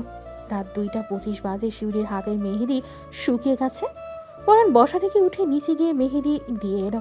রুমে এসে লাইট নিভিয়ে শুয়ে পড়ল। ভোর 5টা। আজানের শব্দে ঘুম ভেঙে যায় শিউলির। চোখ ডলতে ডলতে শোয়া থেকে উঠে বসে। চুলগুলো হাত খোপা করে বেড থেকে নেমে ওয়াশরুমে চলে যায়। হাত মুখ ধুতে গিয়ে হঠাৎ চোখে পড়ে বাম হাতের তালুতে। শিউলি অবাক হয়ে বিড় করে বলে, আমার হাতে মেহেদি দিল কে? আমার যতদূর মনে আছে আমি তো দিইনি। শিউলি ভালো করে তাকিয়ে দেখে সুন্দর করে পরাণ লেখা। শিউলি হয়তো বুঝলো কাজটা কে করেছে, তাই হাসতে মেহেদি উঠিয়ে উঁচু করে নিল। রুমে এসে পরাণকে ডাক দিল। এই যে শুনছেন, উঠো, আজান দিয়েছে তো, নামাজে যাবেন না? পরাণ কোনো সাড়া দিল না। শিউলি আবারও ডাকল। এই যে শুনছেন, উঠুন না। পরাণ চোখ মেলে তাকিয়ে বলে, বউ এত সুন্দর করে আদরে ডাক দিলে কার এত ক্ষমতা আছে যে এইভাবে ঘুমিয়ে থাকার? শিউলি লজ্জা পেয়ে মাথা নিচু করে নিল। পরাণ হাসল। বেড থেকে নেমে ফ্রেশ হয়ে উজু করে এলো। মাথার টুপি পরে রুম থেকে বের হওয়ার আগে শিউলির কপালে চুমু দিয়ে বলল, নামাজ শেষ করে অপেক্ষা করবে, দুজনে হাঁটতে বের হব। শিউলি মাথা নাড়ালো। পরাণ চলে গেল নিচে। সেখানে আগে থেকেই পিয়াস বসেছিল। পরাণ বলল, ভাইয়া তুই এখানে কি করিস? নামাজে যাবো, তাই তোদের জন্য ওয়েট করছিলাম। ওকে, তাহলে চলো। দাঁড়া, ওরাও আসুক। একটু পর পারভেজ চৌধুরী আর পাভেল চৌধুরী শান্ত প্রান্ত নিচে নেমে এলো। ওরা আসতেই সবাই বাড়ি থেকে বেরিয়ে গেল মসজিদের উদ্দেশ্যে। নামাজ পড়ে পরাণ বাড়ির সামনে রাস্তায় দাঁড়িয়ে শিউলিকে মেসেজ দেয় নিচে নামার জন্য। শিউলি আসতেই পরাণ শিউলির হাত নিজের হাতের মুঠোয় নিয়ে হাঁটতে লাগলো। শিউলি নিকাবের আড়েলে মুচকি হাসল। পরাণ বলল, আচ্ছা বউ, এদিকে ঘোরার মতো জায়গা আছে? শিউলি চারপাশ দেখতে দেখতে বলল, আছে তো। বিকেলে সবাইকে নিয়ে যাওয়া যাক, কি বলো?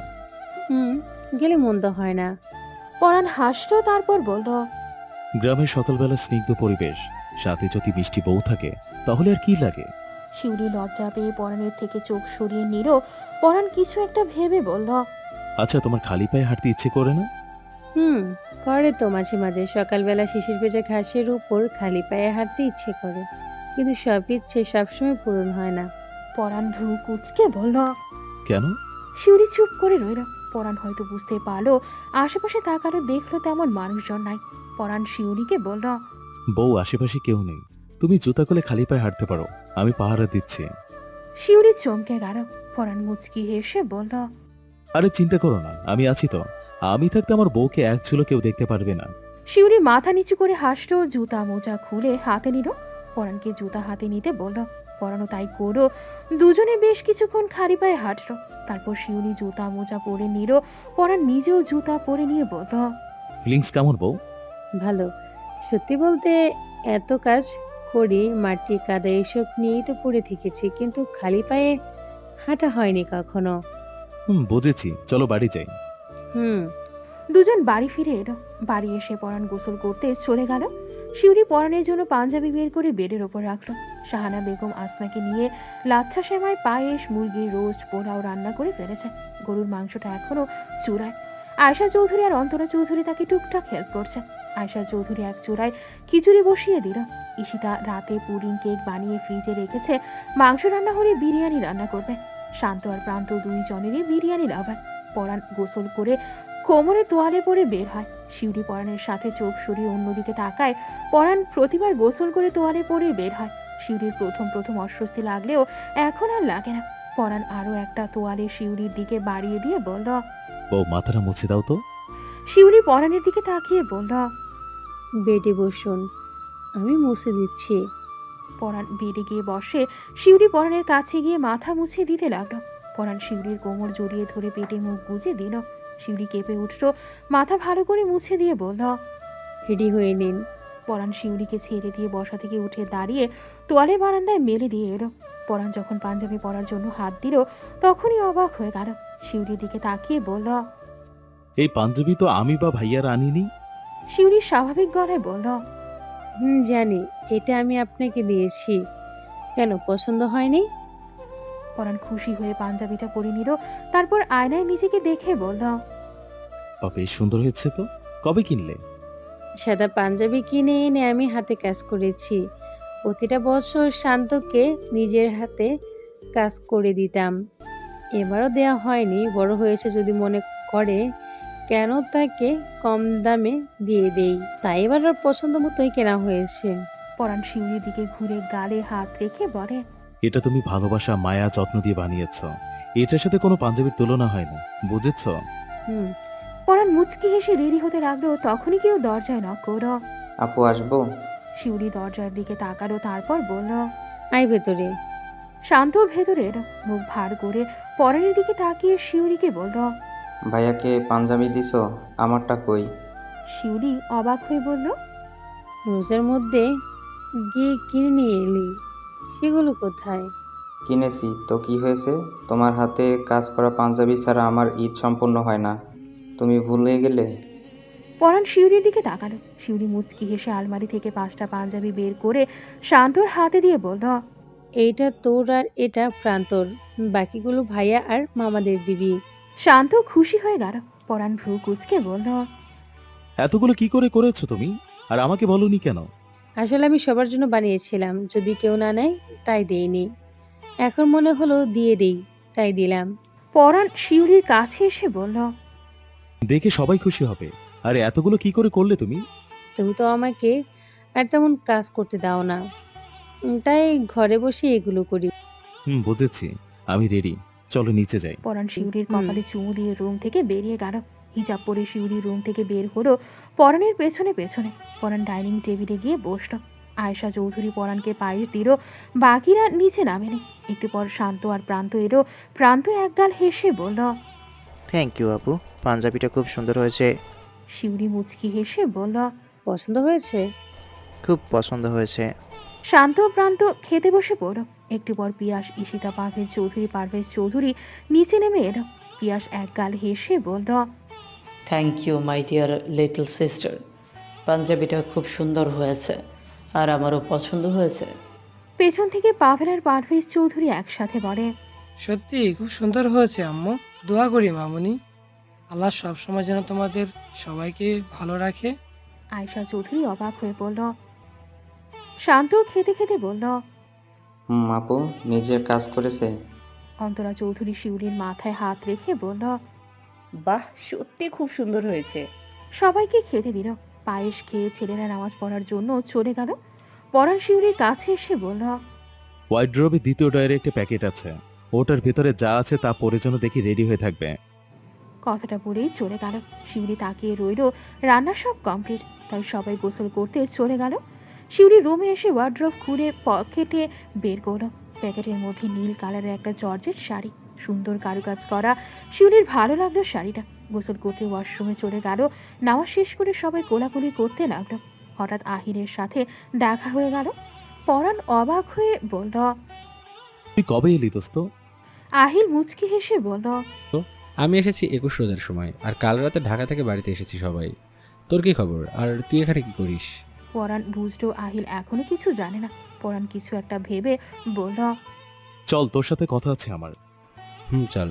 পরান আহিলকে নিয়ে একটা গাছের নিচে বসে বলল, আমি এই গ্রামে আছি 5-6 মাস হবে, এখানে আমি বাড়িও করেছি। আহিল অবাক হয়ে বলল, কি বলছিস এসব? তুই এই গ্রামে বাড়ি করছিস, থাকছিস, বুঝলাম না। পরান কিছুক্ষণ চুপ থেকে বলল, আমি এখানে বিয়ে করেছি আমার ফুফাতো বোনকে। আহিল একটু জোরেই বলল, হোয়াট? পরান হাসলো। আহিল আবার বলল, সবকিছু আমাকে বলতো, আর কাকে বিয়ে করেছিস? তোর সাথে প্রথম যেদিন গ্রামে আসি, তার পরের দিন এখানকার শহরে যাই, মনে আছে? আছে। পরান একে একে শুরু থেকে শেষ পর্যন্ত সব কিছু বলে। সব শুনে আহিল স্তব্ধ হয়ে যায়, কিছু বলার মতো ভাষা খুঁজে পেল না। পরানও চুপ করে আছে। বেশ কিছুক্ষণ পরে আহিল বলল, এই বিয়ের ব্যাপারে আগে কেন বলিসনি? পরান আহিলের দিকে তাকিয়ে বলল, শুনলি তো সবটা। বিয়ে যেভাবে হয়েছে এটা কারোরই মেনে নেওয়ার কথা না। আমাদের পরীক্ষা শেষ হলে ইরারা যখন ওর ফ্যামিলি নিয়ে বিয়ের প্রস্তাব নিয়ে আসে, তখন এই বিষয়ে আব্বু আম্মুর সাথে কথা হয়। তার পরের দিন আমরা গ্রামে আসি। এখানে এসে জানতে পারি শিউলির মা আমার ফুপি, যে অনেক বছর আগে হারিয়ে গিয়েছিল। এই হুট করে বিয়ে হয়ে যাওয়ার কারণে আব্বু, ছোট আব্বু তাদের আদরের হারিয়ে যাওয়া বোনকে ফিরে পেয়েছে। তারপর আব্বু আম্মুই সব ঠিক করে এবং ঘরোয়াভাবে বিয়েটা হয়ে যায়। সেখানে তোর দাদু উপস্থিত ছিল। সবকিছু মনে হয় আল্লাহ তাআলার উত্তম পরিকল্পনার মধ্যে ছিল এটা। দেখ না, আমি এতদিন পরে কেন গ্রামে আসব, কেনই বা এত কিছু হবে? তুই তো এর আগে বহুবার বলেছিস গ্রামে আসার জন্য। আহিল বসা থেকে উঠে দাঁড়ায়। পরানও উঠে দাঁড়ায়। আহিল পরানকে জড়িয়ে ধরে বলে, অভিনন্দন, দোয়া করি সুখী হ। পরান কি বলবে খুঁজে পেল না। আহিল হয়তো বুঝলো, তাই বলল, এত ভাবিস না। তোর আর শিউলির এক হওয়া উপরওয়ালা লিখে রেখেছিল, ও কখনোই আমার হতো না। যাই বলিস, তোর ভাগ্যটা অনেক ভালো। পরান কথা এড়িয়ে গিয়ে বলল, চল আমার সাথে। কোথায়? আমার বাড়িতে। আজ না, অন্য একদিন। পরাণ আর জোর করল না। আহিল পরাণের থেকে বিদায় নিয়ে চলে গেল। পরাণও বাড়ি ফিরে এলো। বাড়ি এসে সোজা রুমে গেল। শিউলি তখন রুমে ছিল, আয়নার সামনে দাঁড়িয়ে চুলে চিরুনি করছিল। পরাণ রুমে ঢুকেই থমকে গেল। নীল শাড়িতে শিউলিকে অসম্ভব সুন্দর লাগছে। পরাণের হার্টবিট ফাস্ট চলছে। মুগ্ধ দৃষ্টিতে তাকিয়ে আছে পরাণ শিউলির দিকে। কখন যে শিউলির পেছনে এসে দাঁড়িয়েছে পরাণ বুঝতে পারেনি। শিউলি আয়নায় পরাণকে দেখে চমকে যায়। তাড়াতাড়ি করে উঠে দাঁড়িয়ে বলে, আপনি কখন এলেন? পরাণ কোনো উত্তর দিল না। পরাণের কানে শিউলির কথা গেছে কিনা কে জানে।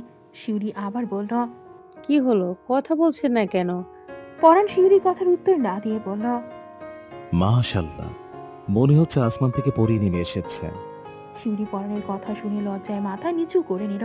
পরাণের সামনে দাঁড়িয়ে থাকতেও কেমন অস্বস্তি লাগছে, তাই কোনো মতে বলল, আপনি খাবেন না? চলেন নিচে যাই। কথাটা বলে শিউলি চলে আসতে নিল, কিন্তু পারল না।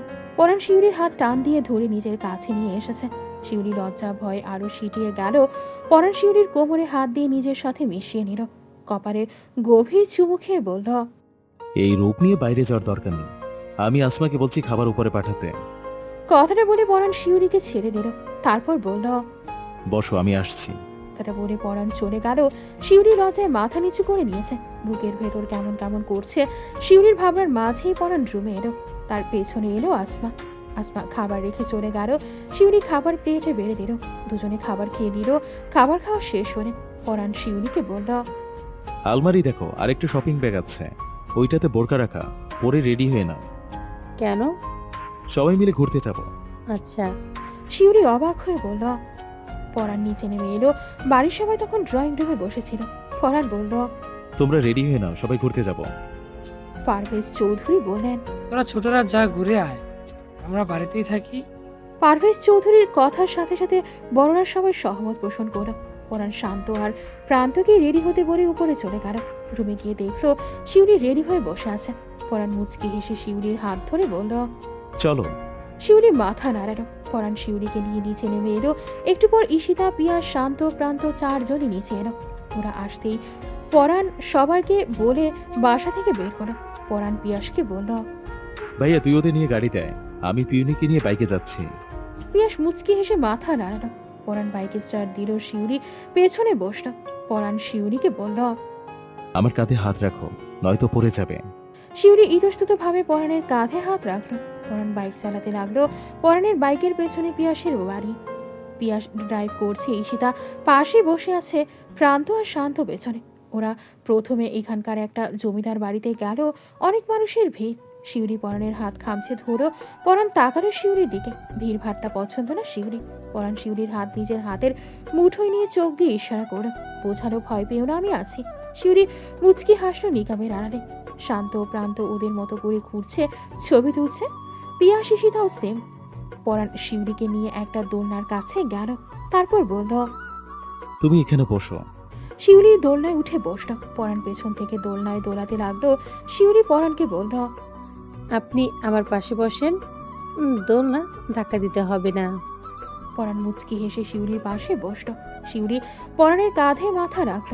পরাণ শিউলিকে এক হাতে জড়িয়ে নিল।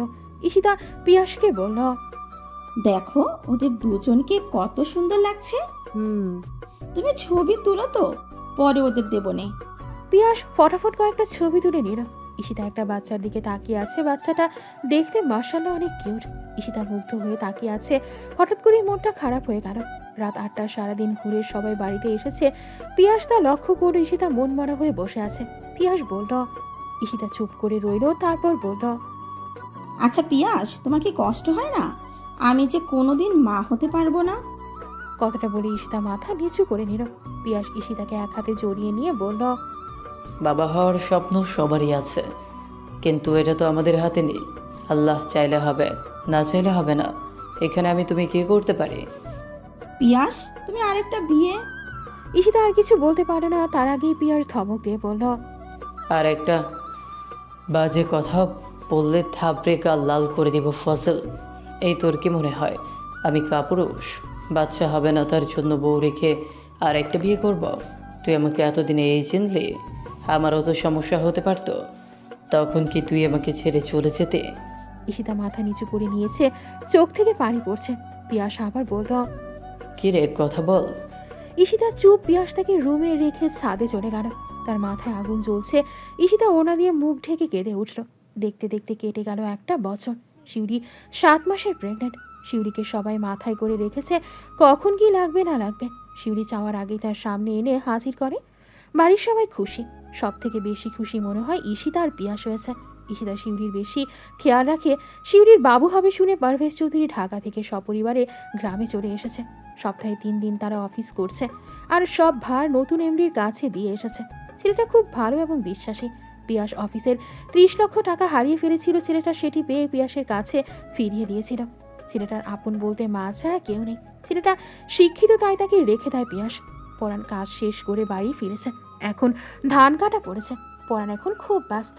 সারাদিন কাজ শেষে রাতে যখন বাড়ি আসে তখন বেচারা ঠিক মতো ঘুমাতেও পারে না। শিউলি সারাদিন পড়ে পড়ে ঘুমায় আর রাতে জাগনা থাকে। রাতে খাবার খেয়ে পরাণ রুমে এসে দেখে শিউলি কান্না করছে। পরাণ অস্থির হয়ে বলে, কি হয়েছে ফুল, তুমি কান্না করছো কেন? শিউলি ফোপাতে ফোপাতে বলল, আমি খুব খারাপ, তাই না? কি সব বলছো? তুমি কেন খারাপ হতে যাবে বলো? আপনি সারাদিন পরিশ্রম করে আসেন আর আমি আপনার ঠিক মতো যত্ন নিতে পারি না। রাতে আমার জন্য ঘুমোতে পারেন না। কান্নার কারণে কথা বোঝা যাচ্ছে না। পরাণ মুচকি হেসে শিউলিকে জড়িয়ে ধরে বলল, পাগলি, এর জন্য কেউ কাঁদে? তুমি তো আমাকে বাবা ডাক শোনানোর জন্য কত কষ্ট করেছ, আর আমি আমার পিউনি ফুলের জন্য এতটুকু কষ্ট করতে পারবো না বলো? পাগলি আর কান্না করে না। তুমি কান্না করলে আমার বুকে লাগে। তাই বলছি লক্ষ্মীটি, কান্না করো না প্লিজ। তুমি আমার শখের, তোমার কষ্ট আমার সহ্য হয় না ফুল। শিউলি পরাণের বুকে পড়ে রইল। পরাণ মুচকি হেসে শিউলির মাথায় চুমু খেলেও শিউলি পরাণকে বলল, আমি আপনাকে ভালোবাসি, খুব ভালোবাসি আমার বাবুকে। আমি আমার বাবুর আম্মুকে খুব বেশি ভালোবাসি। শিউলি হাসল। পরাণ শিউলিকে শুইয়ে দিয়ে নিজেও শুয়ে পড়ল। পরাণ অস্থির হয়ে পায়চারি করছে। পিয়াস পরাণকে শান্ত হতে বলছে, কিন্তু পরাণ শান্ত থাকতে পারছে না। রুম থেকে শিউলি চিৎকার ভেসে আসছে। ব্যথায় মেয়েটা ছটফট করছে। পরাণ শিউলিকে হসপিটালে নিতে চেয়েছিল, কিন্তু শিউলি যায়নি। শিউলি জেদের কাছে হার মেনে বাড়িতেই নর্মাল ডেলিভারি করানোর ব্যবস্থা করা হয়েছে। শিউলি চিৎকার শুনে পরাণ ফ্লোরে বসে হাউমাউ করে কেঁদে দিল। পিয়াস তার ভাইকে জড়িয়ে ধরে বলল, প্লিজ শান্ত হ ভাই, এমন করিস না। তুই এমন করলে শিউলি আরো ভয় পেয়ে যাবে। শান্ত হ ভাই। আমার কষ্ট হচ্ছে ভাইয়া, ওর কষ্ট আমার সহ্য হচ্ছে না। আমার দম বন্ধ হয়ে আসছে, কিন্তু আমি কিছু করতে পারছি না ওর কষ্ট কমাতে। কি করব আমি এখন? পিয়াসের চোখেও পানি। পরাণ যে শিউলিকে নিজের থেকে বেশি ভালোবাসে সেটা শুধু পিয়াস কেন, বাড়ির সবাই জানে। কিছুক্ষণ পরে একটা বাচ্চা কান্নার শব্দ ভেসে এলো। পরাণ পিয়াস চমকে গেল। তাড়াতাড়ি করে উঠে দাঁড়ালো, চোখের পানি মুছে এগিয়ে গেল। তখনই সাদা তোয়ারে পেঁচিয়ে ফটফটে এক বাচ্চাকে করে নিয়ে বের হলো ঈশিতা। মুচকি হেসে বলল, তোমার মেয়ে হয়েছে ভাই, একদম তোমার মতো। পরাণ কাপা গলায় বলল, পিউনি কেমন আছো? ঈশিতা মুচকি হেসে বলল, চিন্তা করো না, ও ভালো আছে, একটু ক্লান্ত হয়ে পড়েছে, রেস্ট নিলে ঠিক হয়ে যাবে। পরাণ স্বস্তির নিঃশ্বাস নিল। ঈশিতা পরাণকে বলল, কোলে নিবে না? পরাণ মাথা নেড়ে কাপা হাত বাড়িয়ে দিল। ঈশিতা পরাণের কোলে দিল। পরাণ বাবুকে বুকের সাথে জড়িয়ে ধরে। কানের কাছে আজান দিল। তারপর কপালে চুমু খেলো। পরাণের চোখ দিয়ে পানি পড়ছে। এটা খুশির কান্না। পিয়াস পরাণকে বলল, বাবুকে আমার কোলেতে পরান। পরাণ মুচকি হেসে পিয়াসের কোলে দিল। পিয়াস বাবুর কপালে চুমু খেলো। পিয়াস বলল, ওকে আমরা বড় বাবা আর বড় মা ডাকা শেখাবো। ঈশিতা খুশি হয়ে বলল, ঠিক বলেছ, ওকে আমরা যত্ন করে বড় করব। ঠিক বলেছ। পরাণ তার ভাই ভাবির দিকে তাকিয়ে হাসলো।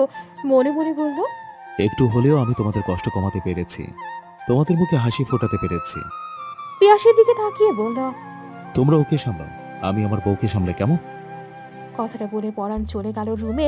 পরাণকে আসতে দেখে সবাই চলে গেল। শিউলি হাসলো। পরাণ বলল, তুমি হাসছো? আমার জানটা বের হয়ে যাচ্ছিল। চোখ মুখের কি অবস্থা করেছেন শুনি? তুমি কি করে বুঝবে আমার কষ্ট? তোমার তো আর বউ নাই, তাই বুঝবে না। শিউলি জোরে হেসে দিল। ও, কি হলো, কোথাও ব্যথা পেলে? তেমন কিছু না। বাবুকে দেখেছেন? তোমার কিউট একটা মেয়ে হয়েছে। জানো, ভাইয়া ভাবি ভীষণ খুশি হয়েছে। আমি বলেছি আমি আমার বউকে সামলাও, তুমি ওকে সামলাও। ঠিক বলিনি? ঠিক বলেছ। আমি দেখেছি ভাবি বাবুর জন্য কতটা পাগল। থাক না তাদের কাছে, আমরা তো একই বাড়িতে আছি, সমস্যা কি? এখন ওকে নিয়ে আসো, আমি দেখব। পরাণ শিউলির কপালে চুমু খেয়ে বাবুকে নিয়ে নিল। শিউলি তার মেয়ের কপালে চুমু খেয়ে বলল, কি নাম রাখবেন? তুমি ঠিক করো। ভাই ভাবিকে বলো তারা নাম রাখুক। পরাণ বাবুকে নিয়ে বাহিরে গেল। পিয়াসের দিকে তাকিয়ে বলল। বাবুর নাম রাখো তোমরা। পিয়াস খুশি হয়ে বলল। সত্যি? পরাণ মাথা নাড়ালো। ঈশিতা খুশি হয়ে বলল, প্রার্থনা চৌধুরী ইমা। পিয়াস মুচকি হাসলো। পরাণও খুশি হলো। বাবুকে নিয়ে পরাণ চলে গেল রুমে। শিউলি বলল, কি নাম রেখেছে? প্রার্থনা চৌধুরী ইমা। মাশাল্লাহ, আমিও ভেবেছিলাম প্রার্থনা রাখবো, এখন দেখি মিলে গেল। তুমি খুশি তো? শিউলি মাথা নাড়ালো। পরাণ বাবুকে শিউলির পাশে শুইয়ে দিয়ে বলল, ভালোবাসি বউ পাখি, খুব ভালোবাসি। তুমি আমার খুব শখের একজন মানুষ, সারা জীবনই এমন থেকো। আপনি আমার খুব শখের, তাই তো এত ভালোবাসি, সারা জীবন এমন করে ভালোবাসবো। সমাপ্ত।